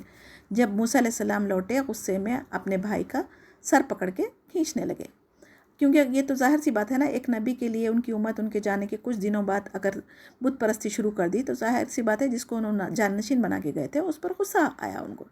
جلدی سے ان کے ہاتھوں سے تختیاں گر گئی اور اپنے بھائی کا سر پکڑ کر اپنی طرف کھینچنے لگے تھے۔ تو ہارون علیہ السلام نے کیا کہا تھا، اے میرے ماں جائے بھائی، ان لوگوں نے مجھ کو بے حقیقت سمجھا، یعنی میری بات نہیں مانی اور مجھے قتل کرنے کو تھے یہ لوگ، تو میں ان کو نہیں روک سکا، تو تم مجھ کو دشمنوں یعنی میرے اوپر تم ایسا حملہ کریں گے، ماریں گے مجھے، تو دشمن میرے پہ ہنسیں گے، تو مجھ کو ان ظالموں سے ذلیل مت کرو۔ قال ربی اغفر لی ولی اخی وادخلنا فی رحمتک وانت ارحم الراحمین۔ تو موسیٰ علیہ السلام نے فوراً اپنے بھائی کا سر چھوڑ دیا اور اپنے رب سے معافی مانگی، اے اللہ میری خطا معاف فرما اور میرے بھائی کی بھی، اور ہم دونوں کو اپنی رحمت میں داخل فرما، اور تو سب رحم کرنے والوں میں سب سے زیادہ رحم کرنے والا ہے۔ تو ایک بھائی کی دعا دوسرے بھائی کے حق میں سب سے بہترین دعا تھی یہ، جو اپنے بھائی کے لیے انہوں نے نبوت مانگی تھی۔ ان الذین اتخذوا العجل سینالہم غضب من ربہم وذلہ فی الحیاۃ الدنیا وکذالک نجزی المفترین والذین عملوا السیئات ثم تابوا من بعدها وآمنوا ان ربک من بعدها لغفور رحیم۔ بے شک جن لوگوں نے گائے کی پوجا شروع کر دی تھی نا، اللہ تعالیٰ ان پر غضب اور ذلت مسلط کر دی تھی، اور جن لوگوں نے گناہ کے کام کیے پھر توبہ کر لیے، ایمان لے آئے، تو اللہ تعالیٰ ان کی توبہ قبول کیا، ان پر رحم فرمایا۔ ما سکت عن موسیٰ الغضب اخذ الالواح وفی نسختها ہدی ورحمۃ للذین هم لربہم یرہبون۔ جب موسیٰ علیہ السلام کا غصہ کم ہوا تو جو تختیاں کوہ طور سے لے کر آئی تھی وہ اس کو اٹھا لیا، جس میں ان کے لیے رحمت اور ہدایت تھی۔ وَاخْتَارَ مُوسَىٰ قَوْمَهُ 70 رَجُلًا لِمِيقَاتِنَا فَلَمَّا أَخَذَتْهُمُ الرَّجْفَةُ قَالَ رَبِّ لَوْ شِئْتَ أَهْلَكْتَهُم مِّن قَبْلُ وَإِيَّايَ أَتُهْلِكُنَا بِمَا فَعَلَ السُّفَهَاءُ مِنَّا إِنْ هِيَ إِلَّا فِتْنَتُكَ تُضِلُّ بِهَا مَن تَشَاءُ وَتَهْدِي مَن تَشَاءُ أَنتَ وَلِيُّنَا فَاغْفِرْ لَنَا وَارْحَمْنَا وَأَنتَ خَيْرُ الْغَافِرِينَ۔ جب موسیٰ علیہ السلام تورات کی تختیاں لے کر آئے تھے تو اس میں سے بنی اسرائیل کے لوگوں میں سے کہا کہ جب تک ہم اللہ سبحانہ تعالیٰ کو خود سے نہ دیکھ لیں گے اور خود کو بات کرتے ہوئے نہیں سنیں گے، ہم یقین نہیں لائیں گے اور نہ ایمان لے آئیں گے۔ تب موسیٰ علیہ السلام نے ان کی جو بڑے بڑے عالم علماء تھے ان کے، بنی اسرائیل کے 70 آدمیوں کو لے کر کوہ طور پر گئے تھے۔ اب ان کا انتخاب کون کرے تھے؟ حضرت موسیٰ علیہ السلام سے جب اللہ سبحانہ تعالیٰ ہم کلام ہوئے تھے تب انہوں نے کیا مطالبہ کیا کہ ہم بھی جب تک اللہ تعالیٰ کو نہ دیکھ لیں اپنی آنکھ سے ایمان نہیں لائیں گے. تو پھر اللہ سبحانہ تعالیٰ نے ان کو زلزلے اور بجلی کی کڑک سے موت دے دی. تو موسیٰ علیہ السلام نے کہا کہ اللہ اگر تجھے موت ہی دینا تھا تو ان کو پہلے ہی موت دے دیتا. میرے ساتھ میں آ کر اگر لوگ یہاں پر مرے تو پھر ساری قوم میرے خلاف ہو جائیں گی. پھر موسیٰ علیہ السلام نے دعا کی. دعا کرنے کی وجہ سے اللہ سبحانہ تعالیٰ ان کو دوبارہ زندہ کر دیا تھا. وَاكْتُبْ لَنَا فِي هَذِهِ الدُّنْيَا حَسَنَةً وَفِي الْآخِرَةِ إِنَّا هُدْنَا إِلَيْكَ قَالَ عَذَابِي أُصِيبُ بِهِ مَنْ أَشَاءُ وَرَحْمَتِي وَسِعَتْ كُلَّ شَيْءٍ فَسَأَكْتُبُهَا لِلَّذِينَ يَتَّقُونَ وَيُؤْتُونَ الزَّكَاةَ وَالَّذِينَ هُمْ بِآيَاتِنَا يُؤْمِنُونَ. تو اللہ سبحانہ تعالیٰ کیا فرما رہے ہیں؟ جو کوئی غلطی کرے اس پر توبہ کرے اور اللہ سبحانہ تعالیٰ کی رحمت بہت زیادہ وسیع ہے. دنیا میں تو صالح فاسق مومن کافر دونوں کو اللہ تعالیٰ رحمت سے نوازتا نا. اور حدیث میں آتا ہے کہ اللہ تعالیٰ کی جو 100 رحمتیں ہیں وہ آخرت میں مومنوں کے لیے 99 اٹھا کے رکھی ہے. دنیا میں ایک رحمت کا نتیجہ ہے جو ایک دوسرے پر انسان جانور چرند ایک دوسرے سے محبت کرتے. یعنی جب تک اللہ سبحانہ تعالیٰ کی شریعت پر قرآن پر ایمان نہیں لائیں گے ہماری بھی کامیابی کا تصور ہم نہیں کر سکتے. الذین یتبعون رسول النبی الأمی الذی یجدونہ مکتوبا عندہم فی التوراۃ والانجیل یأمرون بالمعروف وینہون عن المنکر ویحل لہم الطیبات ویحرم علیہم الخبائث ویضع عنہم إصرهم والاغلال التي كانت علیہم فالذین آمنوا به وعزروه ونصروه واتبعوا النور الذی انزل معه اولئک هم المفلحون. یعنی بنی اسرائیل کے پاس جو کتابیں تھیں تورات اور انجیل اس میں لکھا ہوا تھا کہ جو آخری نبی آنے والے وہ امی ہیں. تو ان کو پتہ تھا. پھر بھی جب نبی کریم صلی اللہ علیہ وسلم امی ہونے کے بعد اپنی نبوت کا اعلان کیے تو یہ لوگ اس باتوں کو نہیں مانے. یعنی ہر شریعت میں اللہ سبحانہ تعالیٰ نے حلال حرام دونوں چیزیں واضح کر کے بتا دی تھی. اب ہمارے نبی کریم صلی اللہ علیہ وسلم کی شریعت میں جو کچھ اللہ تعالیٰ نے بیان کیا ہے اس پر ہم عمل کریں گے, اس کو حلال سمجھیں گے, حرام کو حرام سمجھیں گے, تبھی ہم فلاح یعنی کامیابی حاصل کر سکیں گے. یا ایھا الناس انی رسول اللہ الیکم جمیعا الذی لہ ملک السماوات والارض لا الہ الا هو یحیی ویمیت فآمنوا باللہ ورسولہ النبی الأمی الذی یؤمن باللہ وکلماتہ واتبعوہ لعلکم تہتدون ومن قوم موسیٰ امۃ یہدون بالحق وبہ یعدلون. اللہ تعالیٰ فرما رہے ہیں کہ آپ کہہ دیجئے کہ میں اللہ تعالیٰ کا بھیجا ہوا رسول ہوں جو تمام آسمان اور زمین کا مالک ہے. سوائے اس کی عبادت کریں, اس کے سوا کوئی شریک نہ ٹھہرائیں, اور وہی زندگی دیتا ہے وہی موت دیتا ہے. تو اللہ تعالیٰ پر جب ایمان لائیں گے اور نبی امی ہونے کے باوجود اللہ کے احکامات تم پر پڑھ کے سنا رہے ہیں تو ان کی اتباع کرنا ضروری ہے, تبھی تو تم ہدایت پائیں گے. اور قوم موسیٰ میں ایک جماعت ایسی بھی ہے جو حق کے مطابق ہدایت کرتی تھی اور اسی کے مطابق انصاف بھی کرتی تھی. جیسے کہ کچھ لوگ اس ایمان لائے تھے نا, اس میں سے عبداللہ بن سلام رضی اللہ تعالیٰ عنہ بھی شامل ہے. یعنی جو بھی نبی آتے تھے ایک مخصوص ایریے کے لیے اور ان کی امت کے لیے آتے تھے, لیکن ہمارے نبی کریم صلی اللہ علیہ وسلم ساری کائنات کے لیے نبی بنا کر بھیجے گئے. اب صرف عمل کرنا ہے قیامت تک, تو صرف قرآن اور حدیث کے مطابق جو ایمان لائیں گے اس پر عمل کریں گے وہی جنت میں جا سکتا, وہی مومن ہے. وَقَطَعْنَاهُمُ اثْنَتَ عَشَرَةَ أَسْبَاطًا أُمَامًا وَأَوْحَيْنَا إِلَىٰ مُوسَىٰ إِذِ اسْتَسْقَاهُ قَوْمُهُ أَنِ اضْرِبْ بِعَصَاكَ الْحَجَرَ فانبجست منه اثنتا عشرة عينا قد علم كل أناس مشربهم وظللنا عليهم الغمام وأنزلنا عليهم المن والسلوى كلوا من طيبات ما رزقناكم وما ظلمونا ولكن كانوا أنفسهم يظلمون. جب موسیٰ علیہ السلام سے ان کی قوم نے پانی مانگا تو عصا جو تھا نا اللہ تعالیٰ کی معجزے والی لکڑی, اس سے انہوں نے ایک پتھر پہ مارنے سے 12 چشمے پھوٹ پڑے تھے جو 12 قبیلے اپنے لیے مقرر کر دیے تھے. پھر اللہ سبحانہ تعالیٰ نے ان کے اوپر سایہ فگن کیا تھا. پھر من و سلوہ نازل کی تھی جو نفیس کھانا ہوتا تھا, بغیر کسی محنت کے کھانے کو ان کو ملتا تھا, اس کو ذخیرہ نہیں کرنے کا حکم ہوتا, لیکن پھر اس میں بھی نافرمانی کی لوگوں نے. وَإِذْ قِيلَ لَهُمُ اسْكُنُوا هَٰذِهِ الْقَرْيَةَ وَكُلُوا مِنْهَا حَيْثُ شِئْتُمْ وَقُولُوا حِطَّةٌ وَادْخُلُوا الْبَابَ سُجَّدًا نَغْفِرْ لَكُمْ خَطِيئَاتِكُمْ سَنَزِيدُ الْمُحْسِنِينَ فَبَدَلَ الَّذِينَ ظَلَمُوا مِنْهُمْ قَوْلًا غَيْرَ الَّذِي قِيلَ لَهُمْ فَأَرْسَلْنَا عَلَيْهِمْ رِجْزًا مِنَ السَّمَاءِ بِمَا كَانُوا يَظْلِمُونَ. من و سلوہ اللہ تعالیٰ کی جو نعمت تھی اس سے بیزار ہو گئے تھے لوگ. موسیٰ علیہ السلام سے کہا تھا کہ ہمیں بھی پیاز لہسن دالیں وغیرہ چاہیے, جیسا کہ ہم سورہ بقرہ میں پڑھ چکے. تو جب ان لوگوں نے فرمائش کی تو اللہ تعالیٰ نے بھی کیا, ان کو ایک آبادی میں جا کر اپنی رغبت کی چیزیں کھانے کا حکم دیا۔ اور کیا بولے تھے اللہ تعالیٰ، جب وہ بستی میں داخل ہوں گے تو حتتن کہتے ہوئے جاؤ، یعنی اپنے گناہ معاف کرتے ہوئے دروازے سے جھک کے داخل ہونے کا حکم ہوا تھا تاکہ ان کے گناہ معاف ہو جائیں۔ لیکن ان لوگوں نے کیا کیا تھا، حتتن کے بجائے ہنتن کہنا شروع کیا، یعنی جہاں کہیں بھی اللہ سبحانہ تعالیٰ کی جو چیزیں ہوتی تھی، اللہ تعالیٰ کا کلمہ جو ہوتا تھا، شریعت جو ہوتی تھی، اس کے خلاف ان کی عادت بن گئی تھی کہ تو تب اللہ تعالیٰ نے ان کے اوپر آسمانی آفات بھیجی تھی۔ یعنی اللہ سبحانہ تعالیٰ کسی پر ظلم نہیں کیا، بلکہ ان کے اعمال کی وجہ سے ان پر اللہ تعالیٰ کا عذاب آیا تھا۔ اگر یہ پھر بھی توبہ استغفار کرتے ہوئے جاتے، اللہ تعالیٰ کی بات مانتے، تو اللہ تعالیٰ ان کو گناہ معاف کر کے ان کے اجر میں اور زیادہ اللہ تعالیٰ بڑھا دیتا تھا۔ وَاسْأَلْهُمْ عَنِ الْقَرْيَةِ الَّتِي كَانَتْ حَاضِرَةَ الْبَحْرِ إِذْ يَعْدُونَ فِي السَّبْتِ إِذْ تَأْتِيهِمْ حِيتَانُهُمْ يَوْمَ سَبْتِهِمْ شُرَعًا وَيَوْمَ لَا يَسْبِتُونَ لَا تَأْتِيهِمْ كَذَلِكَ نَبْلُوهُمْ بِمَا كَانُوا يَفْسُقُونَ۔ یعنی آیت 163 میں اللہ تعالیٰ پوچھ رہے ہیں کہ بنی اسرائیل سے سوال کرو، وَاسْأَلْهُمْ کا مطلب سوال کرو۔ یہ مطلب کیا ہے؟ یہ ضمیر یہودیوں کی طرف جاری، ان سے پوچھنے کا اس لیے تھا کہ نبی کریم صلی اللہ علیہ وسلم تو امی تھے نا، تو ان کو یہ واقعے کا علم نہیں تھا۔ اگر قرآن میں اس واقعے کا ذکر ہو رہا تو یہ آپ صلی اللہ علیہ وسلم کی صداقت کی دلیل تھی، کیونکہ اللہ کی طرف سے وحی کے بغیر اس واقعے کا علم نبی کریم صلی اللہ علیہ وسلم کو نہیں ہو سکتا تھا نا، جس میں ذکر تھا ہفتے کے بارے میں۔ اللہ سبحانہ تعالیٰ نے ان کے لیے عبادت کا دن مقرر کیے تھے، اور اس دن مچھلیوں کا شکار کرنے سے منع کیا گیا تھا، اور آزمائش کے لیے اسی دن مچھلیاں سمندر کے کنارے بہت زیادہ آتی تھی۔ تو ان لوگوں نے کیا سازش کی، تو جمعے کے دن، ہفتے کے دن کیا کرتے تھے، شکار نہیں کرنا تھا نا، تو جمعے کی رات سے ہی سمندر کے کنارے گڑھے کھود کے رکھتے تھے تاکہ وہ شکار میں جو مچھلیاں آتی کناروں پہ وہ گڑھوں میں گر جائے اور وہ اتوار کے دن اٹھا لیں۔ تو ان کا دل کا جو ارادہ تھا، نیت تھی اللہ تعالیٰ کی نافرمانی کرنا، وہ آزمائش کے لیے تو آتی تھی نا زیادہ مچھلیاں، تو اللہ تعالیٰ تو جاننے والا تھا، تو پھر ان لوگوں کو اس کی سزا کے طور پہ بندر بنا دیا گیا تھا۔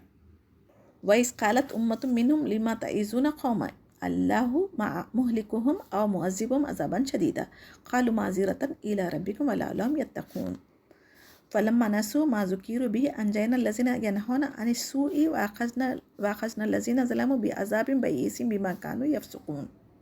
اور جبکہ ان میں سے ایک جماعت نے یوں کہا کہ تم ایسے لوگوں کو کیوں نصیحت کرتے ہو جن کو اللہ تعالیٰ بالکل ہلاک کرنے والا ہے یا ان کو سخت سزا دینے والا ہے۔ انہوں نے جواب دیا کہ تمہارا رب کے روبرو عذر کرنے کے لیے، یعنی واعظ و نصیحت کی وجہ سے اگر کوئی ایمان پر آ جاتا تو پھر بہتر تھا نا، یا ورنہ پھر نبیوں کو جب سوال کیا جائے گا قیامت کے دن تو ہر نبی کے پاس عذر ہونا چاہیے نا کہ میں میرا حق جو تھا وہ پہنچا دیا۔ ما اتوا اما نوحوا عنہ قلنا لهم كونوا قردة خاسئین، جب اللہ تعالیٰ نے جو کام سے منع کیا تھا اس کو حد سے نکلنے کی وجہ سے ان کو ذلیل بندر ہونے کا حکم دیا تھا، وہ بندر بنا دیے گئے تھے۔ وَإِذْ تَعَذَّنَ رَبُّكَ لَيَبْعَثَنَّ عَلَيْهِمْ إِلَى يَوْمِ الْقِيَامَةِ مَن يَسُومُهُمْ سُوءَ الْعَذَابِ إِنَّ رَبَّكَ لَسَرِيعُ الْعِقَابِ وَإِنَّهُ لَغَفُورٌ رَحِيمٌ۔ اللہ سبحانہ تعالیٰ یہاں پر قسم کھا کر تاکید کے ساتھ فرما رہے ہیں یہودیوں کے لیے، وہ ان پر قیامت تک ایسے لوگوں کو مسلط کرتا رہے گا جو سخت عذاب میں مبتلا رکھیں گے انہیں۔ چنانچہ یہودیوں کی پوری تاریخ اسی ذلت، مسکنت اور غلامی میں گزرتی رہتی ہے، جس کی خبر اللہ تعالیٰ نے اس آیت میں دی ہے۔ یعنی اسرائیل کی موجودہ حکومت قرآن کے بیان کردہ اس حقیقت کے خلاف نہیں ہے، ان میں پھر بھی کوئی توبہ کر کے مسلمان ہو جائے تو اللہ تعالیٰ ان سے عذاب ہٹا سکتا ہے۔ وَأَنَّهُمْ فِي الْأَرْضِ أُمَامًا مِّنْهُمُ الصَّالِحُونَ وَمِنْهُمْ دُونَ ذَلِكَ وَبَلَوْنَاهُمْ بِالْحَسَنَاتِ وَالسَّيِّئَاتِ لَعَلَّهُمْ يَرْجِعُونَ فَخَلَفَ مِن بَعْدِهِمْ خَلْفٌ وَارِثُو الْكِتَابَ يَأْخُذُونَ عَرَضَ هَٰذَا الْأَدْنَىٰ وَيَقُولُونَ سَيُغْفَرُ لَنَا وَإِن يَأْتِهِمْ عَرْضٌ مِثْلُهُ يَأْخُذُوهُ أَلَمْ يُؤْخَذْ عَلَيْهِم مِّيثَاقُ الْكِتَابِ أَلَّا يَقُولُوا عَلَى اللَّهِ إِلَّا الْحَقَّ وَدَرَسُوا مَا فِيهِ وَدَارُ الْآخِرَةُ خَيْرٌ لِّلَّذِينَ يَتَّقُونَ أَفَلَا تَعْقِلُونَ وَالَّذِينَ يُمَسِّكُونَ بِالْكِتَابِ وَأَقَامُوا الصَّلَاةَ إِنَّا لَا نُضِيعُ أَجْرَ الْمُصْلِحِينَ۔ یعنی ہر قوم میں یعنی مختلف جماعتیں بن گئی تھی نا، اور جو خوشحال ہے بدحال ہے یہ دونوں کے بھی تھے، آزمانے کے لیے اللہ تعالیٰ نے ہر قسم کی مصیبتیں ہر قوم میں دیتے ہیں۔ آیت 170 میں اللہ سبحانہ تعالیٰ جس کو کتاب دی گئی اس پر عمل کرنے والے، نماز کی پابندی کرنے والے اور اپنی اصلاح کریں گے تو ان کا اجر ضائع نہیں کریں گے، یہ ان کی صفات بیان کی جا رہی ہے۔ یعنی بار بار آپ دیکھ رہے ہیں نا، ہر جگہ اللہ سبحانہ تعالیٰ جہاں شرک کے بارے میں بات کہی جا رہی ہے اس کے بعد جب عبادت کا ذکر آ رہا تو سب سے پہلے نماز کا ذکر آ رہا، تو نماز ہر حال میں ہمیں پڑھنا ہے۔ وَإِذْ نَتَقْنَا الْجَبَلَ فَوْقَهُمْ كَأَنَّهُ ظُلَّةٌ وَظَنُّوا أَنَّهُ واقع بِهِمْ خُذُوا مَا آتَيْنَاكُمْ بِقُوَّةٍ وَاذْكُرُوا مَا فِيهِ لَعَلَّكُمْ تَتَّقُونَ۔ اس آیت میں وہ واقعہ بیان کیا جا رہا جب حضرت موسیٰ علیہ السلام ان کے پاس تورات لائے تھے اور اس کے احکام سنائے، تو उन्होंने फिर हस्ब आदत उन पर अमल करने से इनकार कर दिया था, तो जिस पर अल्लाह सुब्हानहू तआला ने इन पर कोह तूर पहाड़ को बुलंद कर दिया था। तो अगर वो नहीं मानेंगे, इस पर अमल नहीं करेंगे, तो फिर ये पहाड़ गिराकर उनको कुचल देने का डर था। तो जब उन लोगों ने क्या किया,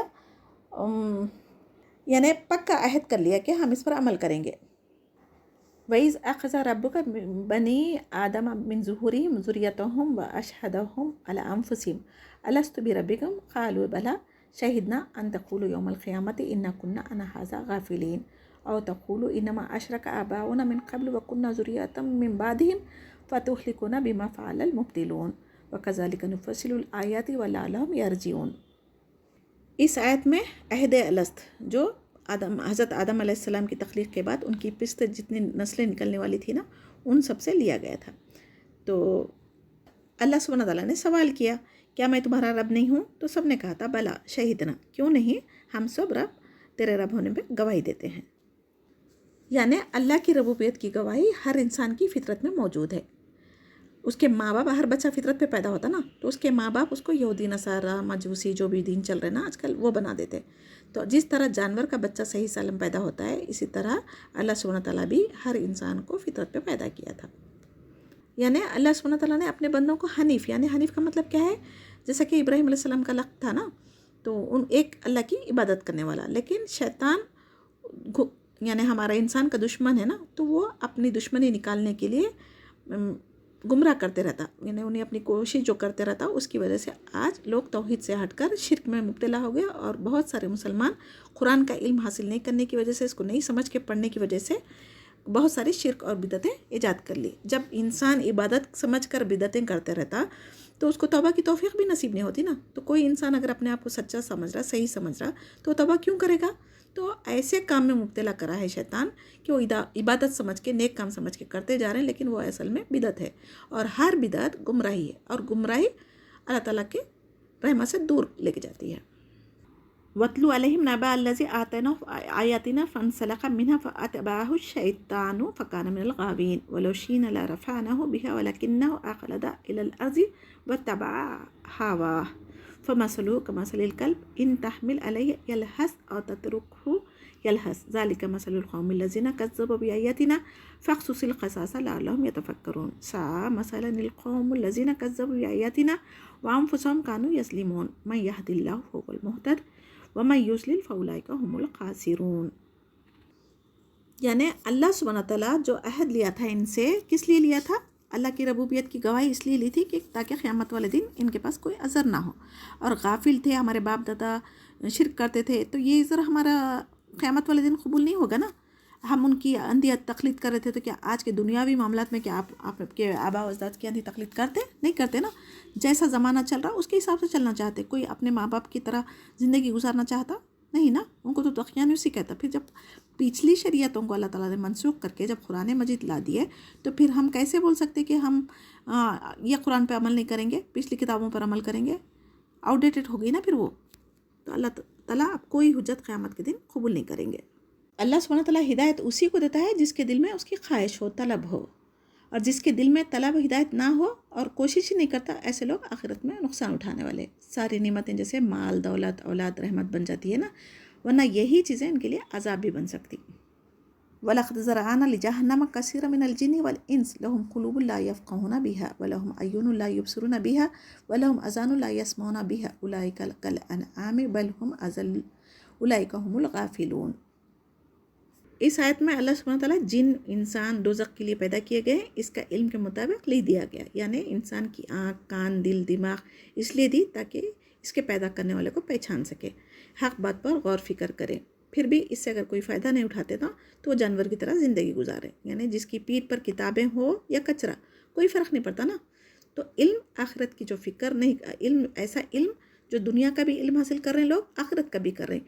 जो दुनिया का इल्म हासिल कर रहे हैं उससे तो डिग्री मिल जा रही है उनको, लेकिन आखिरत का जो इल्म हासिल कर रहे हैं वो अल्लाह ताला को पहचान कर अपनी शऊरी ज़िंदगी गुजारना चाहता।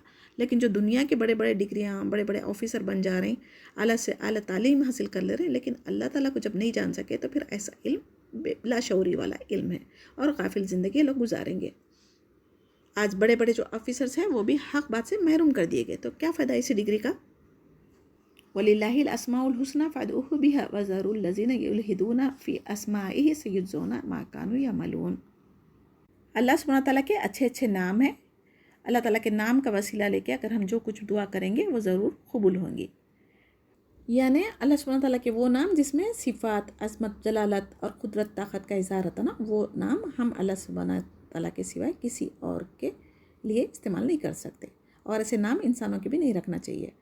اب ساتھ میں لگا کے اللہ تعالیٰ کے ناموں میں سے رکھ سکتے، لیکن صرف رحمان، رحیم ایسے نہیں رکھ سکتے، عبد الرحمن، عبد الرحیم ایسے رکھ سکتے۔ اور اللہ سبحانہ تعالیٰ کے حدیث میں 99 نام ہے نا، جو کوئی اس کو یاد کر لیں گا اور اس کے معنوں کے ساتھ، اس کے صفات کے ساتھ، تو انشاءاللہ اللہ تعالیٰ اس کو پسند کریں گا اور جنت میں داخل کریں گا۔ وَمِمَّنْ خَلَقْنَا أُمَّةً يَهْدُونَ بِالْحَقِّ وَبِهِ يَعْدِلُونَ، اور ہماری مخلوق میں سے ایک جماعت ایسی بھی ہے جو حق کی طرف ہدایت کرتی ہے اور انصاف کے ساتھ زندگی گزارتی ہے۔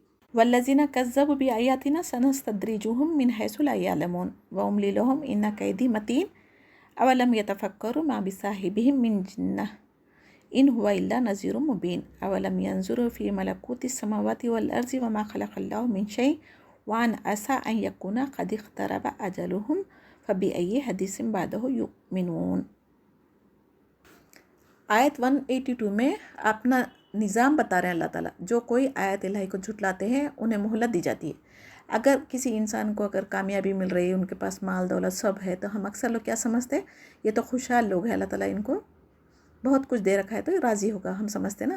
مگر یہاں پر بتا رہے ہیں یہ اللہ تعالیٰ کا انسان کو استدراج کے ساتھ پکڑنا ہے، مگر اللہ تعالیٰ کی جب پکڑ ہوں گی نا تو ان سے کوئی نہیں بچا سکتا۔ اللہ تعالیٰ کی پکڑ بہت مضبوط ہوتی ہے۔ کوئی انسان اگر کسی کے اوپر ظلم زیادتی کر رہا، دھوکہ دے رہا، حلال چھوڑ کے حرام کما رہا، اس کے بعد میں بھی وہ ترقی حاصل کر رہا، تو یہ اللہ تعالیٰ کی مہلت ہے، سمجھے؟ عمر میں زیادتی ہو رہی ہے، ہمیشہ صحت مند رہ رہے ہیں، خوشحال زندگی گزار رہے ہیں، بچے بھی اچھے پڑھے لکھے جاب ہو گئی ان کو، تو لوگ کو ہم یہ نہیں سمجھ سکتے کہ اللہ تعالیٰ ان سے راضی ہے، اسی لیے ان کو ساری نعمتیں عطا کرے۔ اور جو کوئی مصیبت میں، پریشانیوں میں، بیماریوں میں ہے، تو ہم ان کو یہ نہیں بول سکتے کہ ان کے اعمال کی وجہ سے، ان کے بد اعمال ہوں گے اسی وجہ سے مصیبتوں میں ہے۔ ہو سکتا اللہ تعالیٰ ان کے درجات بلند کرنے کے لیے ان کو یہ دنیا میں مصیبتیں دے رہے ہیں، لیکن جو لوگ زیادہ خوشحال زندگی میں گزاریں گے، جتنا مال ان کے پاس ہوگا قیامت کے دن اتنا حساب کتاب ان کو دینا ہے۔ تو ہو سکتا جتنے بھی نبی کریم صلی اللہ علیہ وسلم کے صحابہ کرام تھے وہ مفلس تھے، مگر ان کے پاس ایمان زیادہ تھا، ایمان طاقتور تھا، تو ان کے پاس مال و دولت سے زیادہ ان کا ایمان مضبوط ہونے کی وجہ سے ان کو جنت میں اعلیٰ درجات ملے نا۔ تو ہو سکتا آج کے معاشرے میں بھی کوئی غریب ہے، مفلس ہے، بیمار ہے، تو وہ ہمارے سے بہتر ایمان رکھتا ہوگا۔ اور آیت 184 میں اللہ سبحانہ تعالیٰ آپ صلی اللہ علیہ وسلم کہہ رہے ہیں کہ صاحب کا مطلب نبی کریم صلی اللہ علیہ وسلم ہے، کیونکہ مشرکین آپ کو کبھی جادوگر، ساحر، مجنون کہتے تھے نا، نعوذ باللہ۔ تو اس کے جواب میں اللہ تعالیٰ فرما رہے ہیں کہ جو کردار، اخلاق آپ صلی اللہ علیہ وسلم کا تھا، جس کی وجہ سے انہیں امین و صادق کا لقب دیا گیا تھا، وہی انسان جب اللہ تعالیٰ کے احکامات بتانا چاہ رہا، آخرت کے عذاب سے ڈرانا چاہ رہا، اس کو نبوت دی گئی، تو وہ کیسے جادوگر ہو سکتا بتائیے؟ اگر غور فکر کرتے تو جو انسان اپنی زندگی میں کبھی جھوٹ نہیں بولا، کسی کی امانت میں خیانت نہیں کیا، تو ویسا انسان اللہ تعالیٰ کے ساتھ کوئی جھوٹ بول کے اپنے آپ کو جھوٹا نبی کیسے جھوٹا دعویٰ کر سکتا؟ نہیں نا۔ تو لوگوں کو غفلت کی زندگی سے نکالنے کے لیے، ڈرانے کے لیے اللہ کے احکامات پڑھ کے سنا رہے ہیں، جو امی ہونے کے باوجود ان کی پچھلی کتابوں کے قصے بیان کر رہے ہیں، اس کی تصدیق کر رہے ہیں، تو ظاہر سی بات ہے یہود نصارہ کو تو اس کا علم تھا، وہ سب سے پہلے ایمان لانا چاہیے تھا۔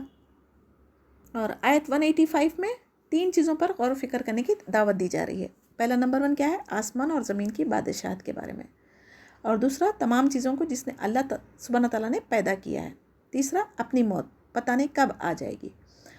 جو کوئی ان 3 چیزوں پہ غور فکر کرے گا وہ کبھی اللہ تعالیٰ کے ساتھ کفر نہیں کرے گا۔ جب اپنے اطراف کی چیزوں میں انسان اپنے آپ میں غور کرے گا تو اس کا ایمان اور یقین اللہ پر پکا ہو سکتا نا۔ تو جب اللہ اور رسول کی اطاعت کرنا ان کے لیے بھی آسان ہو جاتا۔ اگر انسان غفلت کی زندگی میں کفر میں گزار رہا ہے اور اسی میں اگر موت آ گئی تو کیا ہوگا؟ خاتمہ اس کا کفر پر ہوگا، اور کفر پہ جس کا خاتمہ ہو گیا وہ تو سیدھا جہنم میں جائے گا۔ تو اللہ سبحانہ تعالیٰ کی طرف سے قرآن و حدیث جو اللہ تعالیٰ کی طرف سے نازل ہوا نا، اسے اگر ہم ہدایت نہیں لیں گے تو پھر کون سی ایسی کتاب ہے جس سے ہم آخرت کے عذاب سے بچ سکتے؟ مَن یُضلِلِ اللَّهُ فَلَا هَادِیَ لَهُ وَیَذَرُهُمْ فِی طُغْیَانِہِمْ یَعْمَہُونَ۔ جس کو اللہ تعالیٰ گمراہ کر دے اس کو کوئی راہ نہیں دکھا سکتا، اور اللہ تعالیٰ ان کو گمراہی میں بھٹکتے ہوئے چھوڑ دیتا ہے۔ یعنی اس آیت کا مطلب یہ نہیں کہ اللہ تعالیٰ کسی پر ظلم کرتا، اس لیے کہ ان کو بار بار مثالیں دے کر خواب غفلت سے جگانے کے لیے اللہ تعالیٰ نے نبییں بھیجے، رسولیں بھیجے، آسمانی کتابیں بھیجے. اس کے بعد میں بھی وہ لوگ نہیں ماننے کی وجہ سے اللہ تعالیٰ ان کے کفر کی وجہ سے ان کے دلوں پر مہر لگا دیتے اور وہ اپنی اصلاح نہیں کر سکتے. اور زبردستی کوئی کسی کو ہدایت بھی نہیں دے سکتا نا. اگر کسی کی طلب ہو سیکھنے کی تبھی تو آپ ان کو سکھا سکیں گے نا. یسألونک عن الساعۃ ایان مرساها قل انما علمها عند ربی لا یجلیها لوقتها الا هو ثقلت فی السماوات والارض لا تأتیکم الا بغتہ یسألونک کأنک حفی عنها قل انما علمها عند اللہ ولکن اکثر الناس لا یعلمون. یعنی نبی کریم صلی اللہ علیہ وسلم سے قیامت کے بارے میں سوال کر رہے تھے تو اس کے جواب میں اللہ سبحانہ تعالیٰ نے یہ آیت نازل فرمائی. اس کا یقینی علم کسی کو نہیں ہے سوائے اللہ سبحانہ تعالیٰ کے. قیامت کو ساتھ کہتے ہیں یعنی ایک لمحہ جو اچانک واقع ہوگا جس کا علم صرف اور صرف اللہ سبحانہ تعالیٰ کو ہے. اور اسرافیل علیہ السلام اپنے منہ میں سور لیے آسمان کی طرف نظریں لگائے ہوئے ہیں. اللہ کا جیسا حکم ہوگا وہ انتظار میں ہے، اس میں سور پھونک دیں گے تو ساری کائنات ذرہ ذرہ بنا کر اڑا دی جائے گی. یہ اچانک واقع ہونے والی ہے اور جو انسانوں کے لیے بھاری ہو گئی. تو بے جا سوالات نہیں کرنا چاہیے ہمیں، بلکہ اس دن کے لیے ہم نے کیا تیاری کر رکھی ہے اس پر غور و فکر کرنا چاہیے. حضرت جبرائیل علیہ السلام کو بھی اس کا علم نہیں تھا. تو جب قیامت کی نشانیاں کیا کیا ہے وہ بتائی گئی. بس کیا ہے، نیک لوگ دنیا سے چلے جائیں گے، کچرا جیسے لوگ باقی رہیں گے. جو کوئی خبر کے پاس گزرے گا کہے گا کاش میں یہ خبر والا ہوتا. یعنی وقت میں برکت ختم ہو جائے گی، زنا عام ہو جائیں گا، قتل و غارت گری عام ہو جائیں گی، بہت بڑی جنگ عظیم ہوگی جس میں بہت زیادہ خون خرابہ ہوگا، علم اٹھا لیا جائے گا، فتنوں کا دور ہوگا، ہر گھر میں ناچ گانا عام ہوگا، دابت الارض کا آنا، دجال کا آنا، عیسیٰ علیہ السلام کا نزول، یاجوج ماجوج کا نکلنا، مہدی علیہ السلام کا آنا، سورج مغرب سے نکلے گا، پھر توبہ کے دروازے بند ہو جائیں گے اور مرد کم ہو جائیں گے، عورتوں کی کثرت ہوگی، شراب عام ہو جائیں گی، ریشم کے کپڑوں کو پہننا حلال سمجھیں گے. یعنی یہ بہت ساری نشانیاں جو آج ہو چکی. اور گھر گھر میں لوہا بولیں گا نا تو یہ موبائل کیا ہے، ٹی ویاں کیا ہے، یہ ساری چیزیں تو وہی ہے. تو بہت ساری نشانیاں تقریباً ہو چکی. حدیث میں ہے کہ آپ صلی اللہ علیہ وسلم نے فرمایا میری امت میں ایسے لوگ آئیں گے جو گانے بجانے، شراب اور ریشم کو حلال کہیں گے. عورتیں کپڑے پہن کر بھی ننگی ہوں گی. تو دیکھ رہے ہیں نا آج کا لباس ایک تو پتلا ہے یا تو پھر لیگنس کے نام پہ پورا جسم سے چپٹا ہوا ہے. اور اولاد ماں باپ کی نافرمان ہوں گی، بڑے بچوں پر شفقت نہیں کریں گے، بچے بڑوں کی عزت نہیں کریں گے، مال اتنا زیادہ ہو جائے گا کہ کوئی زکوٰۃ لینے والا نہیں ہوگا. قیامت والے دن سورج بے نور ہو جائے گا، آسمان پھٹ جائے گا اور خبروں سے مردے نکل کر دوڑنے لگیں گے، پہاڑ اپنی جگہ سے روئی کی طرح اڑ جائیں گے. تو ہم انسان کا کیا حشر ہوگا سوچیے. حاملہ عورتوں کے حمل گر جائیں گے، جانور وحشی بھی انسانوں میں گھس آئیں گے، مگر کسی کو اس کی فکر نہیں رہیں گی. تو قیامت کے واقع ہونا حق ہے، یہ ہو کر ہی رہے گی. اچانک یہ بہت بڑا حادثہ ہونے والا ہے، سب اپنی اپنی زندگی میں مصروف رہیں گے، یہ حادثہ پیش آئیں گا. کثرت سے زلزلے آئیں گے، زمین میں دھنسنے لگیں گی، عمارتیں آسمانوں کو چھوئیں گی، لوہا بولنے لگیں گا. جس کو موت آ گئی اس کی قیامت دراصل وہیں سے شروع ہوتی نا، کیونکہ نام عمل بند ہو جاتا نا وہاں سے. تو ہم یہ قیامت کے آثار، ابھی کب قیامت آئیں گی، کتنے نشانیاں ہو گئے، ایسے سوال کرتے نا اکثر. تو وہ سوال کرنے سے پہلے یہ سوچنا چاہیے کہ اللہ سبحانہ تعالیٰ جس کا علم دنیا میں دینا تھا وہ دے چکے. موت تو آنے والی ہے نا، اس کا تو علم سب کو ہے. تو اپنی تیاری کتنی کر کے رکھے ہیں؟ کیا آپ کو گارنٹی ہے کہ آپ قیامت تک زندہ رہیں گے؟ قیامت آنے تک آپ باقی رہیں گے؟ نہیں نا. تو موت اگلے لمحے بھی آ سکتی ہے ہماری، تو اس کے لیے ہم کیا تیاری کر کے رکھے وہ ہمیں زیادہ سوچنا چاہیے. قل لا املک لنفسی نفعا ولا ضرا الا ما شاء اللہ ولو كنت اعلم الغیب لاستکثرت من الخیر ما مسنی السوء ان انا الا نذیر وبشیر لقوم یؤمنون. آیت 188 میں اللہ سبحانہ تعالیٰ خود فرما رہے ہیں کہ عالم الغیب صرف اللہ سبحانہ تعالیٰ ہے. اگر آپ صلی اللہ علیہ وسلم کا غیب کا علم ہوتا تو اپنے لیے نفع و نقصان جان لیتے تھے. اگر غیب کی باتیں جانتے ہوتے تو نا احد کے میدان میں جو شکست ہونے والی ہے، اور حضرت عائشہ رضی اللہ تعالیٰ عنہ کا ہار جب گما تھا تو ان کے ساتھ جو تہمت لگی تھی، یہ سارے واقعے اگر غیب کا علم رہتا تو نبی کریم صلی اللہ علیہ وسلم کو پتہ ہو جاتا تھا نا. اور یہودی عورت زہر کھانے میں ملا کے دیا تھا، اور اپنے صحابیوں کے مرنے کی جنگ میں اطلاع یہ بھی ہو جاتی تھی نا. تو اللہ سبحانہ تعالیٰ جتنا علم نبی کریم صلی اللہ علیہ وسلم کو وحی کے ذریعے دیے اتنا ہی معلوم تھا. اس کے علاوہ غیب کا علم نبی کریم صلی اللہ علیہ وسلم بھی نہیں جانتے تھے. تو آج ہم کسی ولی، کسی بزرگ، کسی نجومی، کسی کاہن کو غیب کا علم رہنا یا فال کھلوانا، یہ کیسا ہم اس پہ ایمان لاتے ہیں بتائیے. نبی کریم صلی اللہ علیہ وسلم کا کام کیا تھا؟ صرف اللہ سبحانہ تعالیٰ کے جو احکامات ہیں وہ بندوں تک پہنچائے. هو الذي خلقكم من نفس واحدة وجعل منها زوجها ليسكن إليها فلما تغشى حملت حملا خفيفا فمرت به لما أثقلت دعوى الله ربهما لئن آتيتنا صالحا لنكونن من الشاكرين فلما آتاهما صالحا جعل له شركاء فيما آتاهما فتعالى الله عما يشركون أيشركون ما لا يخلق شيئا وهم يخلقون ولا يستطيعون لهم نصرا ولا أنفسهم ينصرون. یعنی حضرت آدم علیہ السلام کو جو مٹی سے بنائے گئے تھے اکیلے تھے، پھر اللہ سبحانہ تعالیٰ نے ان کی تسکین کے لیے ان کی پھسلی سے ہوا کو بنایا، اور اسی سے ہمیں کیا پتہ چل رہا، بیویوں سے اللہ تعالیٰ سکون حاصل کرنے کے لیے بنایا گیا. تو آج کی عورت اپنے شوہر کے لیے سکون کا باعث بن رہی تو وہ نعمت ہے، اگر وہ ان کا سکون حرام کر رہی تو پھر وہ ہمارے لیے زحمت ہے. عورت کو پیدا کرنے کا اولین مقصد کیا تھا؟ اپنے شوہر کو سکون دے، لیکن دین کی تعلیم نہیں ہونے کی وجہ سے آج زندگیاں عذاب بنی ہوئی ہے. اسی لیے طلاق اکثر دیکھنے میں آ رہا ہے نا، شادی کے کچھ مہینوں بعد ہی طلاق خلا کے واقعے کثرت سے ہونے لگے ہیں. یعنی تقشاہا کس لیے کہا گیا ہے؟ یہ ایک دوسرے کا لباس ہے، ایک دوسرے کو ڈھانپنے کے لیے کہا گیا ہے. یعنی انسان میں اچھائی بھی ہوتی، برائی بھی ہوتی، تو یہ بھی دو معنی ہیں اس کے. ایک دوسرے کے برائیوں کو ڈھانپنا، اور دوسرا ایک دوسرے سے ملتے وقت میں ایک دوسرے کو ڈھانپنا ہے. اور یہ رشتہ بہت ہی ذمہ داری والا رشتہ ہے، بہت بڑی ذمہ داری ہے یہ، کیونکہ آنے والی نسلوں کی یعنی پرورش کرنا یہ آسان بات نہیں ہے. اور اولاد جب ہوں گی تو پھر امانتوں کا بھی سوال کیا جائے گا. ان کی تربیت ہم کس طریقے سے کر رہے ہیں، حلال کھلا رہے ہیں یا نہیں کھلا رہے ہیں، یہ سب اللہ تعالیٰ کے پاس حساب دینا ہے. اگر ہم اولاد کی صحیح تربیت کریں گے دین کے مطابق تو وہ ہمارے لیے صدقہ جاریہ بن سکتی، اور اگر ہم دنیاوی تعلیم میں لگا کے چھوڑ دیں گے تو وہ ہمارے لیے باعث عذاب بھی بن سکتی. تو ہمیں چاہیے کہ پہلے بچوں کو دین سے جوڑیں، پھر اس کے بعد دنیاوی تعلیم دلائیں. تو چاہے وہ دنیا کے کسی بھی کونے میں جائیں گے، کیسے بھی معاشرے کے فتنے ہوں گے تو وہ کبھی گمراہ نہیں ہوں گے. لیکن آج کل کیا ہو گیا، عورت اپنا جو ذمہ داری تھی نا وہ بھول گئی ہے. آج شادی کا مقصد بھول کے کیا کریں لوگ، برابری پہ اتر آئے. ہر گھر میں میاں بیوی دونوں جاب کرنے کے لیے چلے جاتے ہیں، تو بچوں کی زندگی کیا ہو جا رہی، نوکروں کے حوالے ہو جا رہی، اور نوکروں کی وجہ سے بچوں کی تربیت دین کے مطابق نہیں کر سک رہی. عورت کی جو ذمہ داری اللہ تعالیٰ نے رکھی تھی، اولاد کی پرورش کرنا، گھر کی نگرانی کرنا، اگر وہ اگر کرتی تو ظاہر سی بات ہے اولاد کی صحیح تربیت کر سکتی تھی. لیکن جو ذمہ داری معاش کی اللہ تعالیٰ نے مردوں پہ رکھی تھی، وہ عورتیں اپنے سر پر لے کر اپنے آپ پر خود ظلم کر رہے ہیں، اور اپنا سکون بھی حرام کر لے رہے ہیں، اپنی اولاد کی تربیت بھی نہیں کر سک رہے. تو قیامت کے دن سوال تو ہوگا نا ان سے. جو ذمہ داری اللہ تعالیٰ نے دی اس کو نہیں ادا کر کے آپ اپنے اوپر دوسری ذمہ داری، مرد کی ذمہ داری اپنے پہ لے لیے، تو یہ کامیابی نہیں ہے. اور مرد حضرات کو بھی جاننا چاہیے کہ عورت خادمہ نہیں ہے. قرآن میں تو جوڑا کہا گیا، سکون کی چیز کہا گیا. تو ہر وقت شکایت کرنے کے بجائے ایک دوسرے سے سکون حاصل کرنے کی کوشش کریں، تاکہ شکر گزاری سے محبت بڑھتی ہے. اور جب بچہ پیدا ہوتا تو وہ تو فطرت پہ پیدا ہوتا نا، تو انسانی فطرت کا کیا تقاضا ہے، وہ توحید ہے. جب اللہ سبحانہ تعالیٰ صحیح سالم اولاد دیتا ہے، پھر اللہ تعالیٰ اس کے ساتھ کسی کو شریک نہیں ٹھہرانے کا حکم دیتا ہے، تو پھر ہم کیسے اپنے بچوں کو نوکروں کے حوالے کر کے ان کی مطلب ہندو ہو، مسلم ہو، کرسچن ہو، کوئی بھی ہو، ان کی تربیت کرنے کے لیے ماں کا جیسا حق ہے ویسا نہیں ادا کر سکتے نا کوئی بھی. وہ پیسے کے لیے نوکری کرتے، نہ ٹھیک سے کھلاتے، نہ تو ٹھیک سے ان کی تربیت کرتے.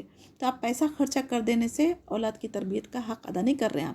آپ کو جو ذمہ داری دی گئی پہلے وہ کرنا اولین فریضہ ہے. آیت 191 میں اللہ تعالیٰ کیا بول رہے ہیں، جو بت ہے نا وہ انسان کے بنائے ہوئے ہیں نا، جو خود سے پیدا نہیں ہوئے وہ دوسروں کو کیسے پیدا کر سکتے، یہ سوال کیا جا رہا ہے یہاں پر. اللہ تعالیٰ جب تک خود کسی چیز کو پیدا کرنے کا ارادہ نہیں کیا، خود سے کوئی چیز کسی انسان نہیں بنا سکتا. جب کبھی ہم حق بات یعنی قرآن کی طرف بلاتے تو لوگ کیا کرتے ہیں، اندھی تقلید کی وجہ سے آنکھ کان رکھتے ہوئے بھی اس پہ غور و فکر نہیں کرتے، بلکہ اسی پہ اٹکے ہوئے رہتے، اڑے ہوئے رہتے. تو ویسے لوگوں سے ہم بحث نہیں کر سکتے. ایسے لوگوں کو ہم واز نصیحت کرنا کوئی فائدہ نہیں دینے والا ہے. چاہے خاموش بیٹھے بھی تو وہی حال ہونے والا ہے، چاہے ان کو ہم دین کی دعوت دیے تو تب بھی وہی ہونے والا ہے. عمل کرنے والے نہیں ہوتے ایسے لوگ. ان الذین تدعون من دون اللہ عباد امثالکم فادعوہم فلیستجیبوا لکم ان کنتم صادقین. الہم ارجل یمشون بہا ام لہم ایدی یبطشون بہا ام لہم اعین یبصرون بہا ام لہم اذن یسمعون بہا قل ادعوا شرکاءکم ثم کیدونی فلا تنظرون. حضرت نوح علیہ السلام کی قوم کیا کرتے تھے، اللہ سبحانہ تعالیٰ کو سب سے بڑا مانتے تھے، لیکن اس کا قرب حاصل کرنے کے لیے بتوں کا وسیلہ لیتے تھے تاکہ وہ ہماری سفارش کر سکیں گے. جبکہ ہر بندہ یعنی بت ہو چاہے وہ کوئی قبر میں دفن ہونے والا ہو، وہ سب اللہ سبحانہ تعالیٰ کی رحمت کے محتاج ہے. وہ خود کی مدد نہیں کر سکتے تو دوسروں کی مدد کیسے کریں گے؟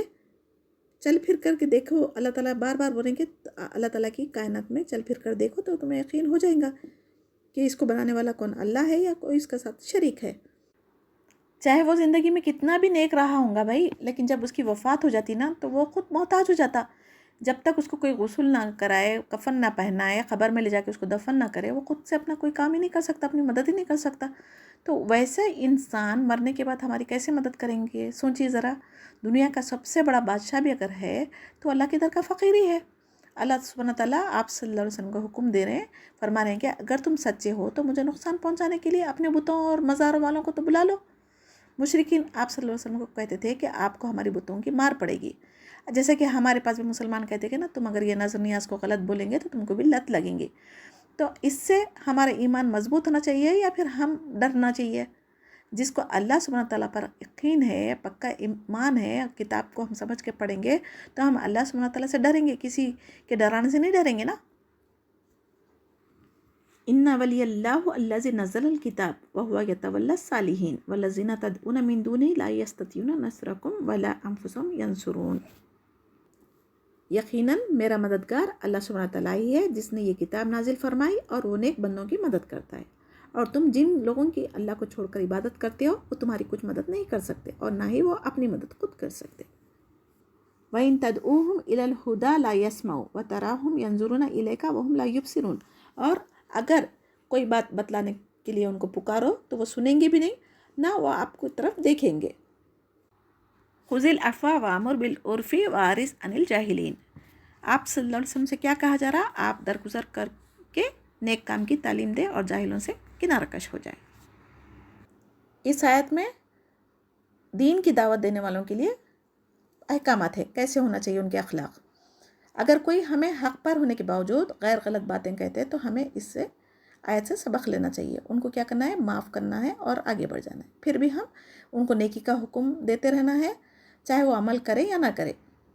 پھر بھی نہ مانے تو جاہلوں سے اراض یعنی دوری اختیار کرنا ہے، ان کو جواب دینے کی ضرورت نہیں ہے. تو ہمارے لیے سبق ہے نا اس میں، جب کبھی ہمارے سامنے اللہ تعالیٰ کی کتاب اور حدیث کا حکم آ جائے تو فوراً مان لینا چاہیے. ظلم کے بدلے معاف کرنا ہے تاکہ اللہ تعالیٰ قیامت کے دن ہمیں معاف کرے. خطا رحمی کرنے والوں کے ساتھ ہمیں صلہ رحمی کرنا چاہیے تاکہ اللہ تعالیٰ ہم پر رحم کرے.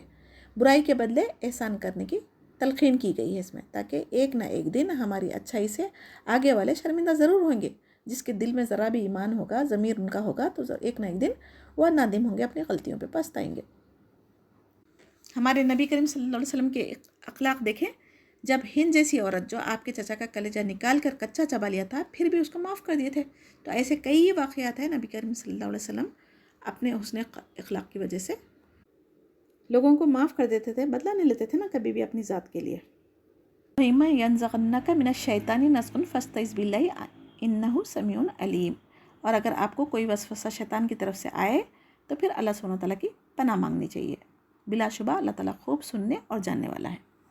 ان الذین اتقوا اذا مسهم طائف من الشیطان تذکروا فاذا هم مبصرون. یقیناً جو لوگ اللہ کے بندے ہوتے ہیں کوئی خطرہ ان کو شیطان کی طرف سے آ جاتا ہے تو وہ اللہ کی یاد میں لگ جاتے ہیں. یعنی اس آیت میں اہل تقوی والوں کے بارے میں بتایا جا رہا ہے. بڑے بڑے متقی لوگ جو ہے نا ان کو بھی شیطان وسوسے ڈالتا ہے. جیسے کہ حضرت عبد القادر جیلانی رحمۃ اللہ کو شیطان نے کہا کہ تم بہت اعلیٰ درجے پر پہنچ چکے ہو، اب نماز پڑھنے کی کیا ضرورت ہے؟ تو انہوں نے کیا فرمایا تھا؟ نماز تو انبیاءوں کو بھی معاف نہیں تھی تو مجھے کیسے معاف ہوگی؟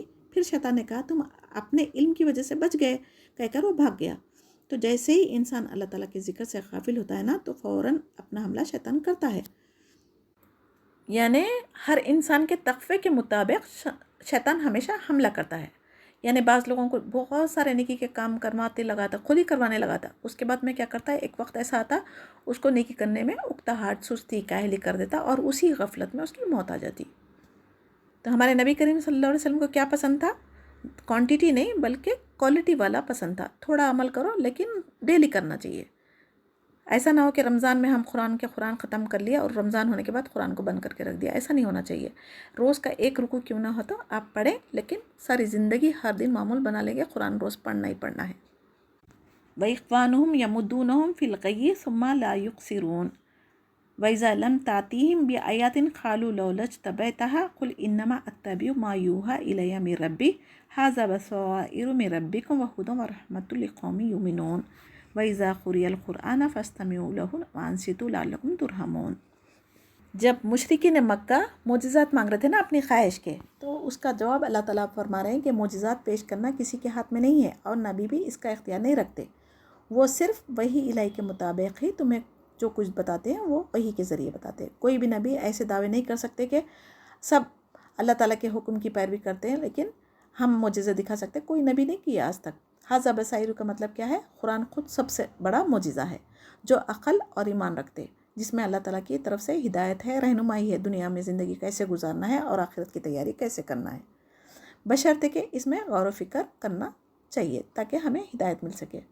قرآن قیامت تک زندہ معجزہ ہے، اس میں رحمت ہے، ہدایت ہے، برکت ہے اور شفا ہے، جو جس نیت سے پڑھے گا اس کو وہی ملے گا۔ پھر آیت 204 میں قرآن کا ادب سکھایا جا رہا ہے، جب قرآن پڑھا جائے تو اس کے ادب میں کان لگا کر خاموشی سے سنا کرو تاکہ تم پر رحم کیا جائے، چاہے آپ امام کی قرأت سن رہے ہو یا پھر کوئی بھی تلاوت کر رہے ہو یا فون پر لگا کر بیٹھے ہو۔ ہمیں اکثر کیا کرتے دیکھتے ہم کہ قرآن کی تلاوت چلتے رہتی ہے اور ہم اپنی باتوں میں لگے ہوئے رہتے، تو یہ بھی غلط ہے۔ تو ابھی اس آیت سے ہمیں کیا پتہ چل رہا ہے؟ اس آیت کو نوٹ کر لیں، 204۔ تو جب کبھی قرآن پڑھا جائے تو خاموشی سے سنا کرو، ٹھیک ہے؟ شیطان کو پتہ تھا کہ قرآن میں ہدایت ہے، رحمت ہے اور برکت ہے، جیسا کہ جنوں کی ایک جماعت نے جب قرآن سنا تو وہ سب ایمان لے آئے تھے نا، تو شیطان کافروں سے کہتا تھا کہ جب بھی قرآن کی تلاوت سنو تو شور کرو، سیٹیاں بجاؤ، تو کافر اور مشرک ایسا ہی کیا کرتے تھے۔ اب ہمیں اس آیت سے کیا سبق مل رہا؟ جب کبھی قرآن کی تلاوت سنیں تو ہمیں خاموشی کے ساتھ، غور و فکر کے ساتھ اس میں سننا چاہیے۔ آیتوں پہ اگر تدبر کریں گے، اگر آپ کو معنی مطلب نہیں بھی معلوم ہوں گے، تو اس آیت پر اگر عمل کریں گے تو اللہ سبحانہ تعالیٰ آپ پر رحم کریں گے۔ جب اللہ تعالیٰ رحم کریں گے تو پھر ہمارے لیے قرآن کو سمجھنا بھی آسان ہوگا۔ وَاذْكُر رَبَّكَ فِي نَفْسِكَ تَضَرُّعًا وَخِيفَةً وَدُونَ الْجَهْرِ مِنَ الْقَوْلِ بِالْغُدُوِّ وَالْآصَالِ وَلَا تَكُن مِنَ الْغَافِلِينَ إِنَّ الَّذِينَ عِندَ رَبِّكَ لَا يَسْتَكْبِرُونَ عَنْ عِبَادَتِهِ وَيُسَبِّحُونَهُ وَلَهُ يَسْجُدُونَ۔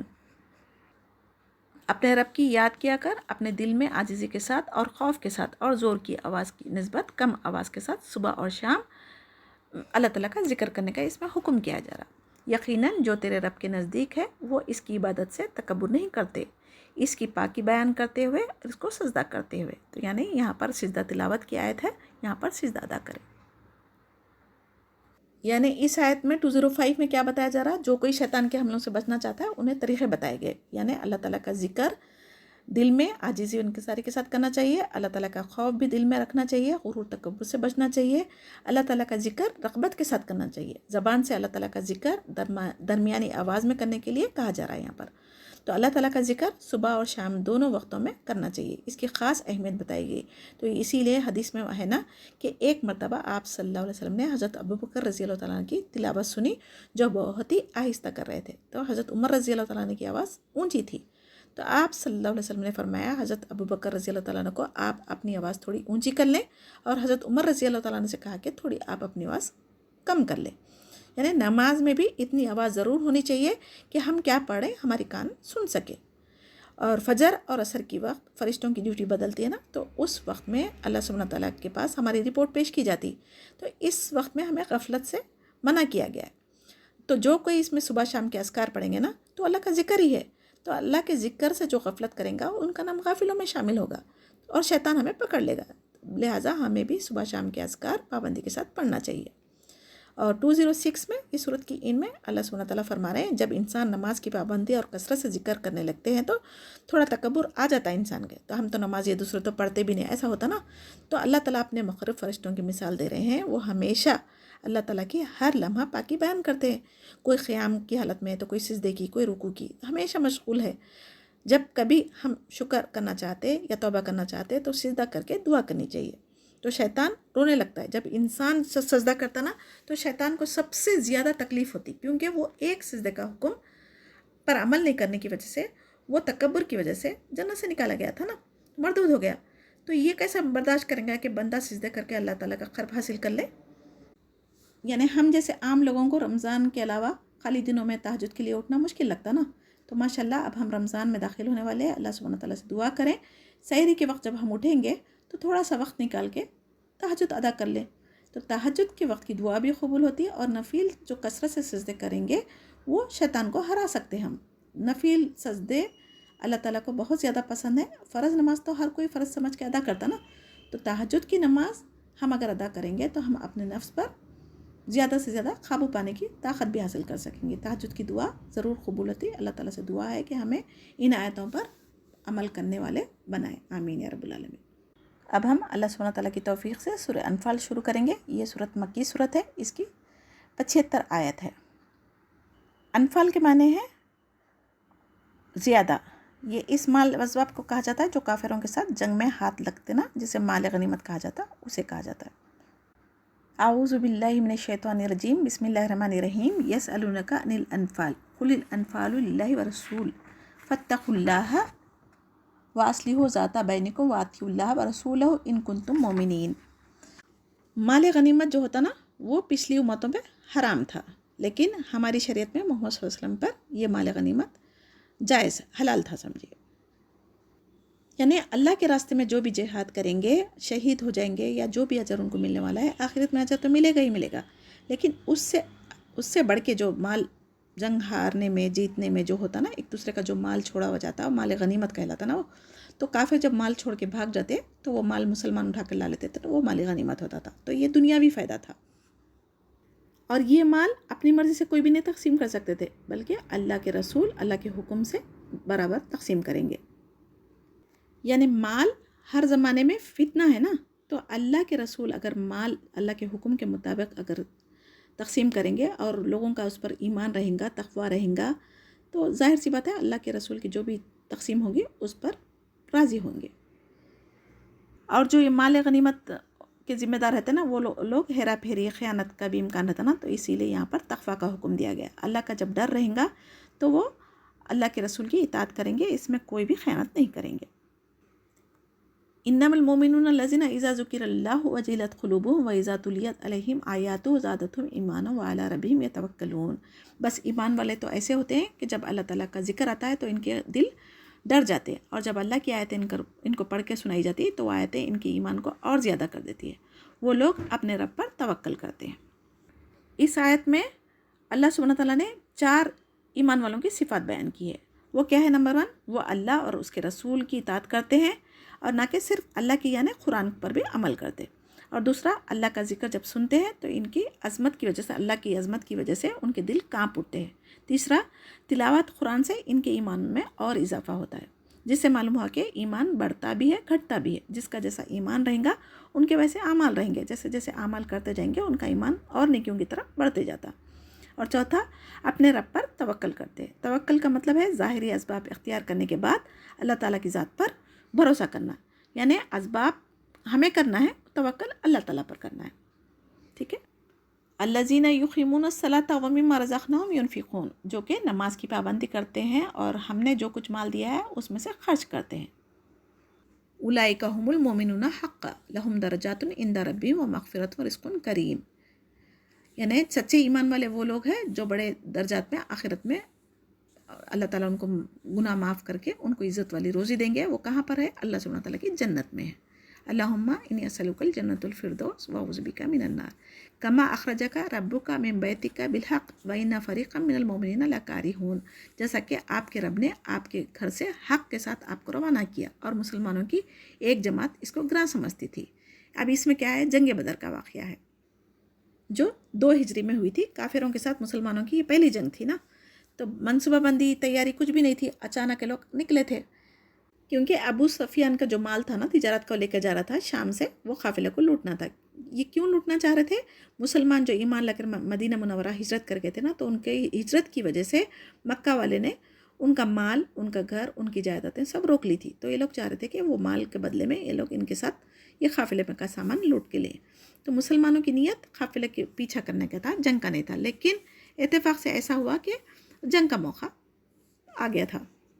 तो इसमें क्या हुआ था? बाज़ साहबा जंग करने के लिए तैयार हो गए थे। बाज़ साहबा قافلے کا پیچھا کرنا چاہ رہے تھے. تو یعنی جس طرح مال غنیمت کی تقسیم کا معاملہ مسلمانوں کے درمیان اختلاف کا باعث بنا ہوا تھا، پھر اسے اللہ اور اس کے رسول کے حوالے کر دیا گیا. تو اسی میں مسلمانوں کے لیے بہتری تھی. تو اس طرح آپ صلی اللہ علیہ وسلم کا مدینہ سے نکلنا اور پھر آگے چل کر تجارتی قافلے کے بجائے لشکر قریش سے متبھیڑ ہو جانا، گو کہ یہ اللہ تعالیٰ کی مرضی تھی. بعض لوگوں کو اس سے ناگواری ہو رہی تھی، بعض لوگ اس سے فائدہ اٹھا رہے تھے. یجادلونک فی الحق بعد ما تبین کانما یساقون الی الموت وهم ینظرون. یعنی یہ بات ظاہر ہو گئی تھی کہ قافلہ تو بچ کر نکل گیا اور اب لشکر قریشی سامنے ہیں جس سے لڑائی کرنا مشکل تھا. یعنی کیونکہ ان کے پاس جنگی ہتھیار نہیں تھے، حالت لڑنے کے مقابل نہیں تھے نا. تو جو کیفیت مسلمانوں کی تھی وہ بتائی جا رہی ہے یہاں پر. یعنی تجارتی قافلہ تمہیں مل جائے گا جس سے تمہیں بغیر لڑائی کے وافر مال و اسباب مل جائے گا. بصورت دیگر لشکر قریش سے تمہارا مقابلہ ہوگا اور تمہیں غلبہ ہوگا اور مال غنیمت بھی ملے گا. یعنی تجارتی قافلہ تاکہ بغیر لڑے ہاتھ آ جائے تو یہ کیسے ہو سکتا؟ لیکن اللہ اس کے برعکس یہ چاہتا تھا کہ لشکر قریش سے تمہاری جنگ ہو تاکہ کفر کی قوت ٹوٹ جائے اور مشرکوں کے لیے یہ ناگوار گزرے. تو اس جنگ میں مسلمانوں کی تعداد کتنی تھی؟ 313، جبکہ کافر اس سے 3 گنا زیادہ تھے. پھر مسلمانوں اور کے پاس کوئی ہتھیار نہیں تھا اور کافروں کے پاس اسلحہ تھے موجود.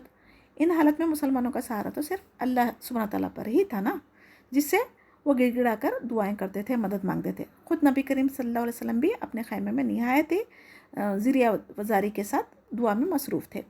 تو چنانچہ اللہ تعالیٰ نے دعائیں قبول کی اور 1000 فرشتوں کے ذریعے مدد فرمائی تھی. یعیدکم اللہ احدی الطائفتین انہا لکم وتودون ان غیر ذات الشوکۃ تکون لکم ویرید اللہ ان یحق الحق بکلماتہ ویقطع دابر الکافرین لیحق الحق ویبطل الباطل ولو کری المجرمون اذ تستغیثون ربکم فاستجاب لکم انی ممدکم بألف من الملائکۃ مردفین وما جعلہ اللہ الا بشری ولتطمئن بہ قلوبکم وما النصر الا من عند اللہ ان اللہ عزیز حکیم. یہ فرشتوں کی مدد جو کی نا اللہ سبحانہ تعالیٰ، یہ کس لیے تھی؟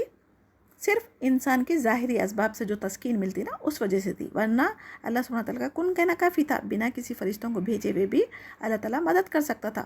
لیکن یہ انسان کے ایمان کو مضبوط کرنے کے لیے ان کی آنکھوں سے اگر دیکھ لیں گے ایک وعدہ اللہ تعالیٰ کا آ جائیں گا تو ایک تسکین رہتی نا، تو وہ سکون کے لیے اللہ تعالیٰ نے 1000 فرشتوں سے مدد کریں گے فرمایا اور کیے بھی.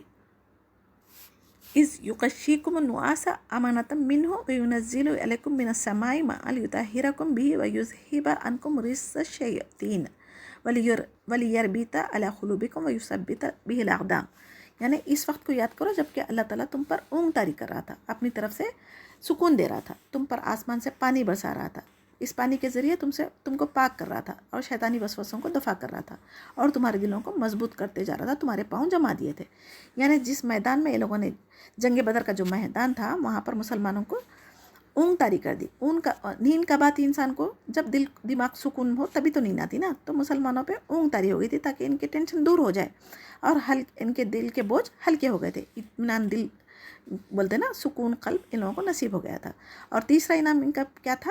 بارش نازل ہوئی تھی. یعنی جس ریتیلی زمین پر یہ لوگ پڑاؤ ڈالے تھے وہاں پر مشکل تھا ان کی سواری چلنا پھرنا، تو اللہ تعالیٰ نے بارش کے ذریعے وہ زمین کو جما دیے تھے. پھر وضو کے لیے، طہارت کے لیے پانی کا انتظام بھی کر دیے تھے. تیسرے اس سے کیا مراد ہے؟ شیطانی وسوسوں کا ازالہ ہو گیا. یہاں پر اہل ایمان کے دلوں میں اللہ تعالیٰ اپنا رواب ڈال کے اپنی مدد پانی سے کر کے ان لوگوں کے ایمان کو اور مضبوط کر دیا تھا اور فتح و نصرت اللہ تعالیٰ نے مسلمانوں کو دی تھی. یعنی یہ انعام تھا نا اللہ سبحانہ تعالیٰ کا، دلوں کو اور قدموں کو مضبوط کر دیا تھا نا.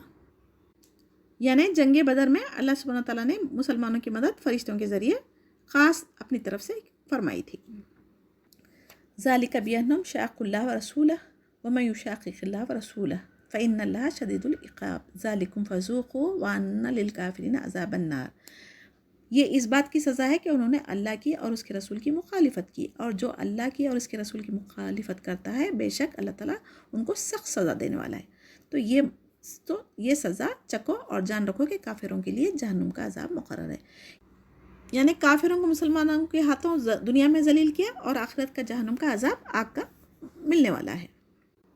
اللہم اجرنا من النار. یا ایھا الذین آمنوا اذا لقیتم الذین کفروا زحفا فلا تولوهم الأدبار ومن يولهم يومئذ دبره إلا متحرفا لقتال أو متحيزا إلى فئة فقد باء بغضب من الله ومأواه جهنم وبئس المصير. یعنی جب مسلمانوں کی جنگ کافروں کے ساتھ میں ہو رہی تو تب جنگ کے میدان سے پیٹ پھر کر بھاگنے سے منع کیا جا رہا ہے یہاں پر.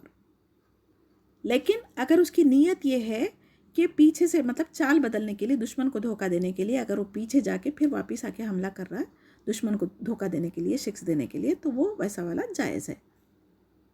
فلم تقتلوہم ولکن اللہ قتلہم وما رمیت اذ رمیت ولکن اللہ رمی ولیبلی المؤمنین منہ بلاء حسنا ان اللہ سمیع علیم ذالکم وان اللہ موہن کید الکافرین. جو مسلمان جنگ کے میدان سے پیٹ پھیرنا جان بچانے کے لیے، وہ بہت بڑا گناہ ہے، کبیرہ گناہ ہے، اور ایسے گناہ والوں کا جہنم میں ٹھکانہ ہے. اور یہاں پر کیا ہو رہا ہے، انہیں قتل نہیں کیا لیکن اللہ تعالیٰ نے ان کو قتل کیا. یعنی جنگ بدر میں جو بھی لوگ شامل تھے کفار کو جو قتل کر رہے تھے، بلکہ کوئی صحابی نہیں کر رہے تھے، بلکہ اللہ سبحانہ تعالیٰ فرشتوں کے ذریعے ان کو قتل کر رہا تھا. اور آپ نے خاک کی مٹی نہیں پھینکی تھی، بلکہ اللہ تعالیٰ نے وہ پھینکی تھی تاکہ مسلمان کو اپنی طرف سے ان کی محنت کا خوب عوض دے. بلا شبہ اللہ تعالیٰ خوب سننے اور جاننے والا ہے. یعنی جو کافر جو تدبیریں کر رہے تھے نا، تو اللہ سبحانہ تعالیٰ ان سے زیادہ بہتر تدبیر کرنے والا تھا. ان تستفتحوا فقد جاءکم وان تنتهوا فهو خیر لکم وان تعودوا نعود ولن تغنی عنکم فئتکم شیئا ولا کثرت وان اللہ مع المؤمنین.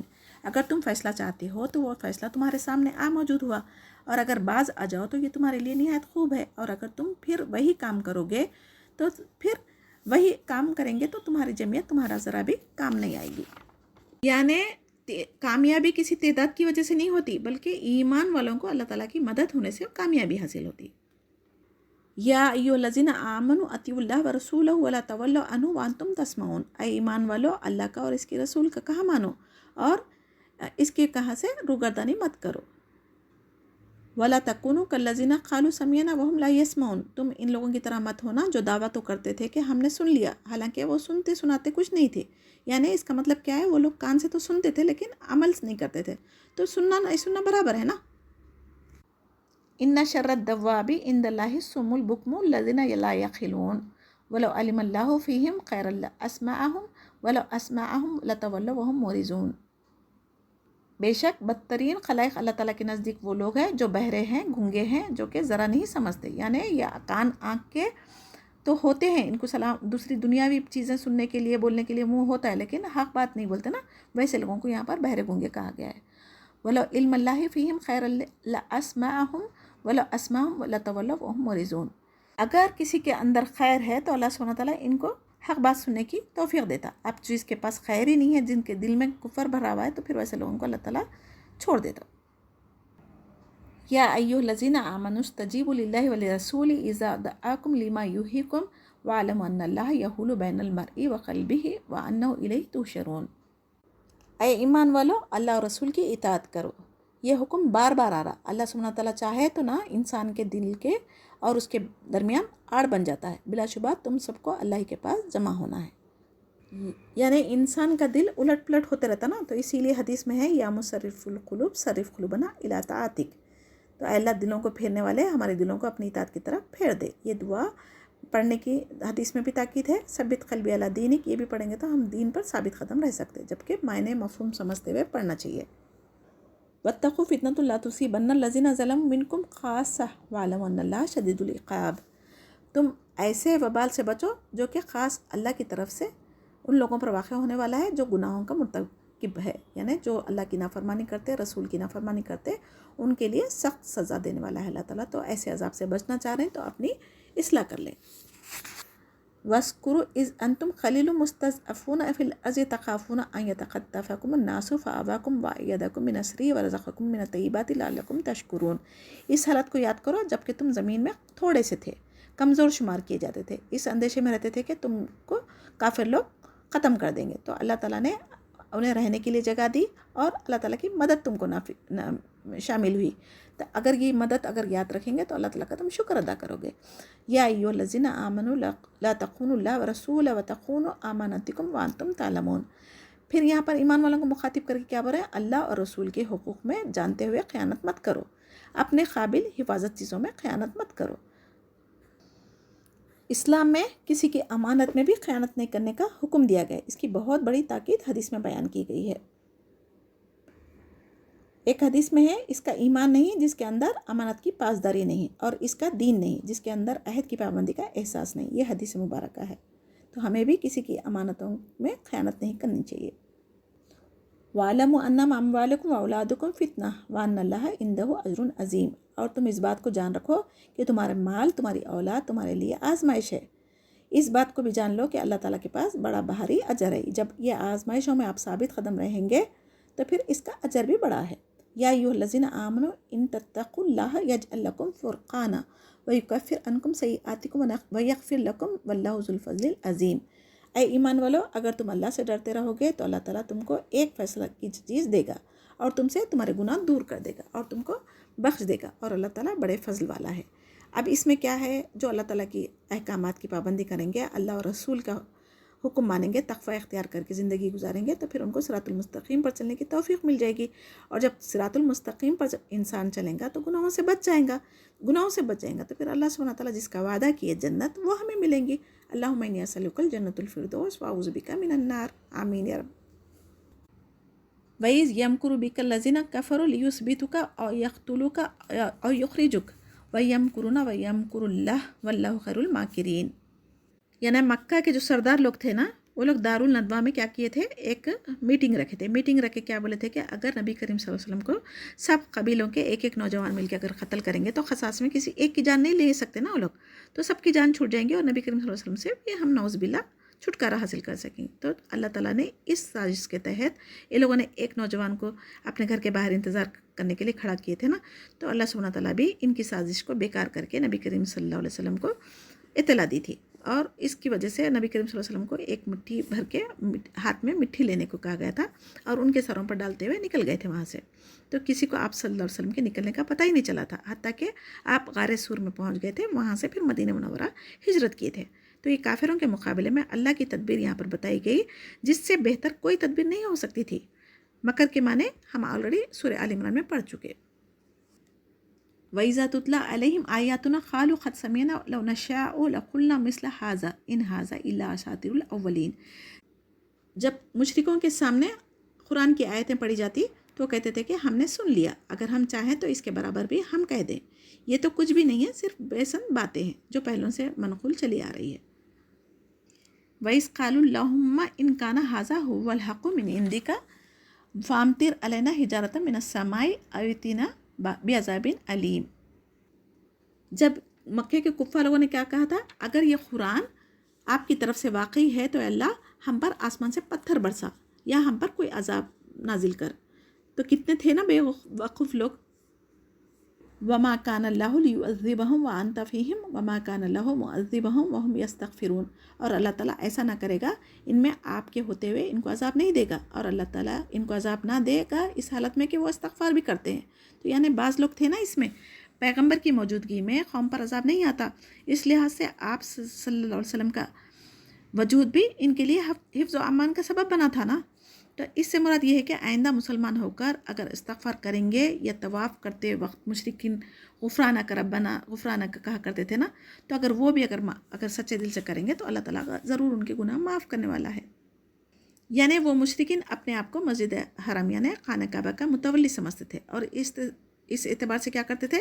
جس کو چاہتے طواف کی اجازت دیتے تھے، جس کو چاہے روک دیتے تھے۔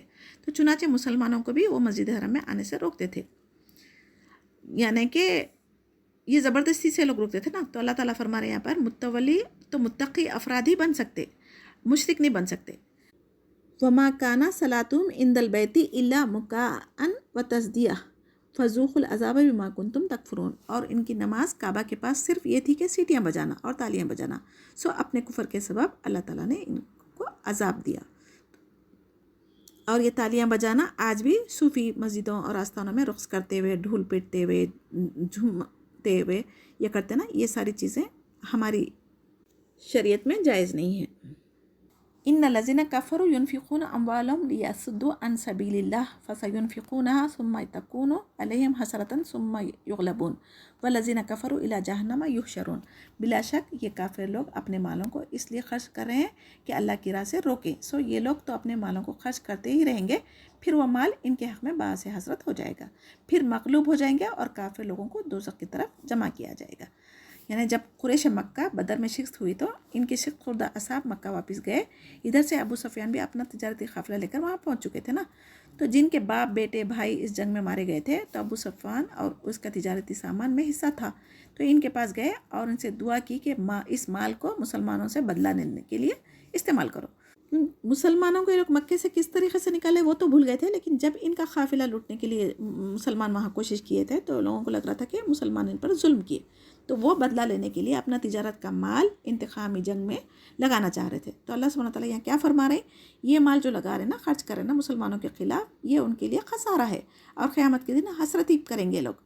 لیکن مسلمانوں کے لیے جو اجر اللہ تعالیٰ رکھے دنیا میں بھی ہے اور آخرت میں بھی ہے.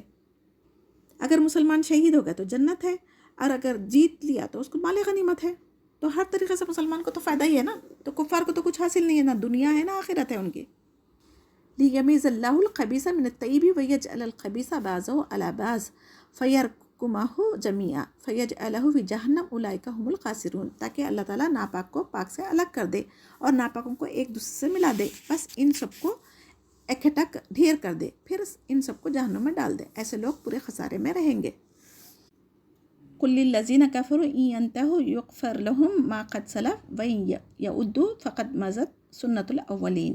آپ ان کافروں سے کہہ دیجیے کہ اگر یہ لوگ باز آ جائیں گے تو سارے گناہ اللہ تعالیٰ معاف کریں گے. یہ کب ہوگا؟ جب وہ توبہ کر کے مسلمان ہو جائیں گے، ایمان لے کر آئیں گے. اور اگر پھر بھی شرک کی طرف رہیں گے تو پھر ان کو پچھلوں کو جیسا عذاب دیا گیا تھا ویسا ہی ان پر بھی قانون نافذ ہوگا. وَقَاتِلُهُمْ حَتَّى لَا تَكُونَ فِتْنَةٌ وَيَكُونَ الدِّينُ كُلُّهُ لِلَّهِ فَإِنِ انتهوا فَإِنَّ اللَّهَ بِمَا يَعْمَلُونَ بَصِيرٌ. ان آیت میں فتنہ سے کیا مراد ہے؟ شرک. یعنی اس وقت تک جہاد جاری رکھو جب تک شرک کا خاتمہ نہ ہو جائے. یہ مسلمانوں کو تاکید کی جا رہی ہے، یعنی اللہ کی توحید کا بلند کرنا ہر مسلمان پر ضروری ہے. یعنی تمہارے لیے ان کا ظاہری اسلام ہی کافی ہے، باطن کا معاملہ اللہ کے سپرد کر دو، کیونکہ اس کے باہر ذاتن کو اللہ تعالیٰ ہی جاننے والا ہے نا، ہم تو نہیں جانتے نا. یعنی اسلام قبول نہ کریں اور اپنے کفر اور تمہاری مخالفت میں اگر وہ مضر رہیں تو پھر ان کا عذاب اللہ تعالیٰ کے پاس پکا ہے. وَإِن تَوَلَّوْا فَاعْلَمُوا أَنَّ اللَّهَ مَوْلَاكُمْ نِعْمَ الْمَوْلَىٰ وَنِعْمَ النَّصِيرُ. اور اگر روگردانی کریں گے تو یقین رکھیں اللہ تعالیٰ تمہارا کارساز ہے، وہ بہت اچھا کارساز ہے اور بہت اچھا مددگار ہے. یہاں پر کیا بتا رہا؟ دشمنوں کے مقابلے میں مومنوں کے لیے اللہ تعالیٰ مدد کرنے والا ہے اور اس کی مدد ہمارے لیے کافی ہے. کامیاب بھی وہی ہوگا جس کا مولا اللہ ہے، اور غالب بھی وہی ہوگا جس کا مددگار اللہ ہے. اللہ کے سوا کوئی ہمیں مدد کر سکتا نہیں کر سکتا نا. الحمدللہ آج ہمارا جز 9 کمپلیٹ ہوا. اللہ تعالیٰ سے دعا کرتی ہوں کہ جو کچھ میں نے پڑھا ہے اس کو سمجھنے کی، آپ کو سکھانے کی جو کوشش کی ہے اس کو قبول کرے. جو کمی، جو کوتاہی، جو غلطیاں مجھ سے اس میں سرزد ہوئی اسے معاف فرمائے. سبحان ربک رب العزت عما یصفون وسلام علی المرسلین والحمدللہ رب العالمین. سبحانک اللہم وبحمدک نشہد ان لا الہ الا انت نستغفرک ونتوب الیک. السلام علیکم ورحمۃ اللہ وبرکاتہ. جزاک اللہ خیرا کثیرا.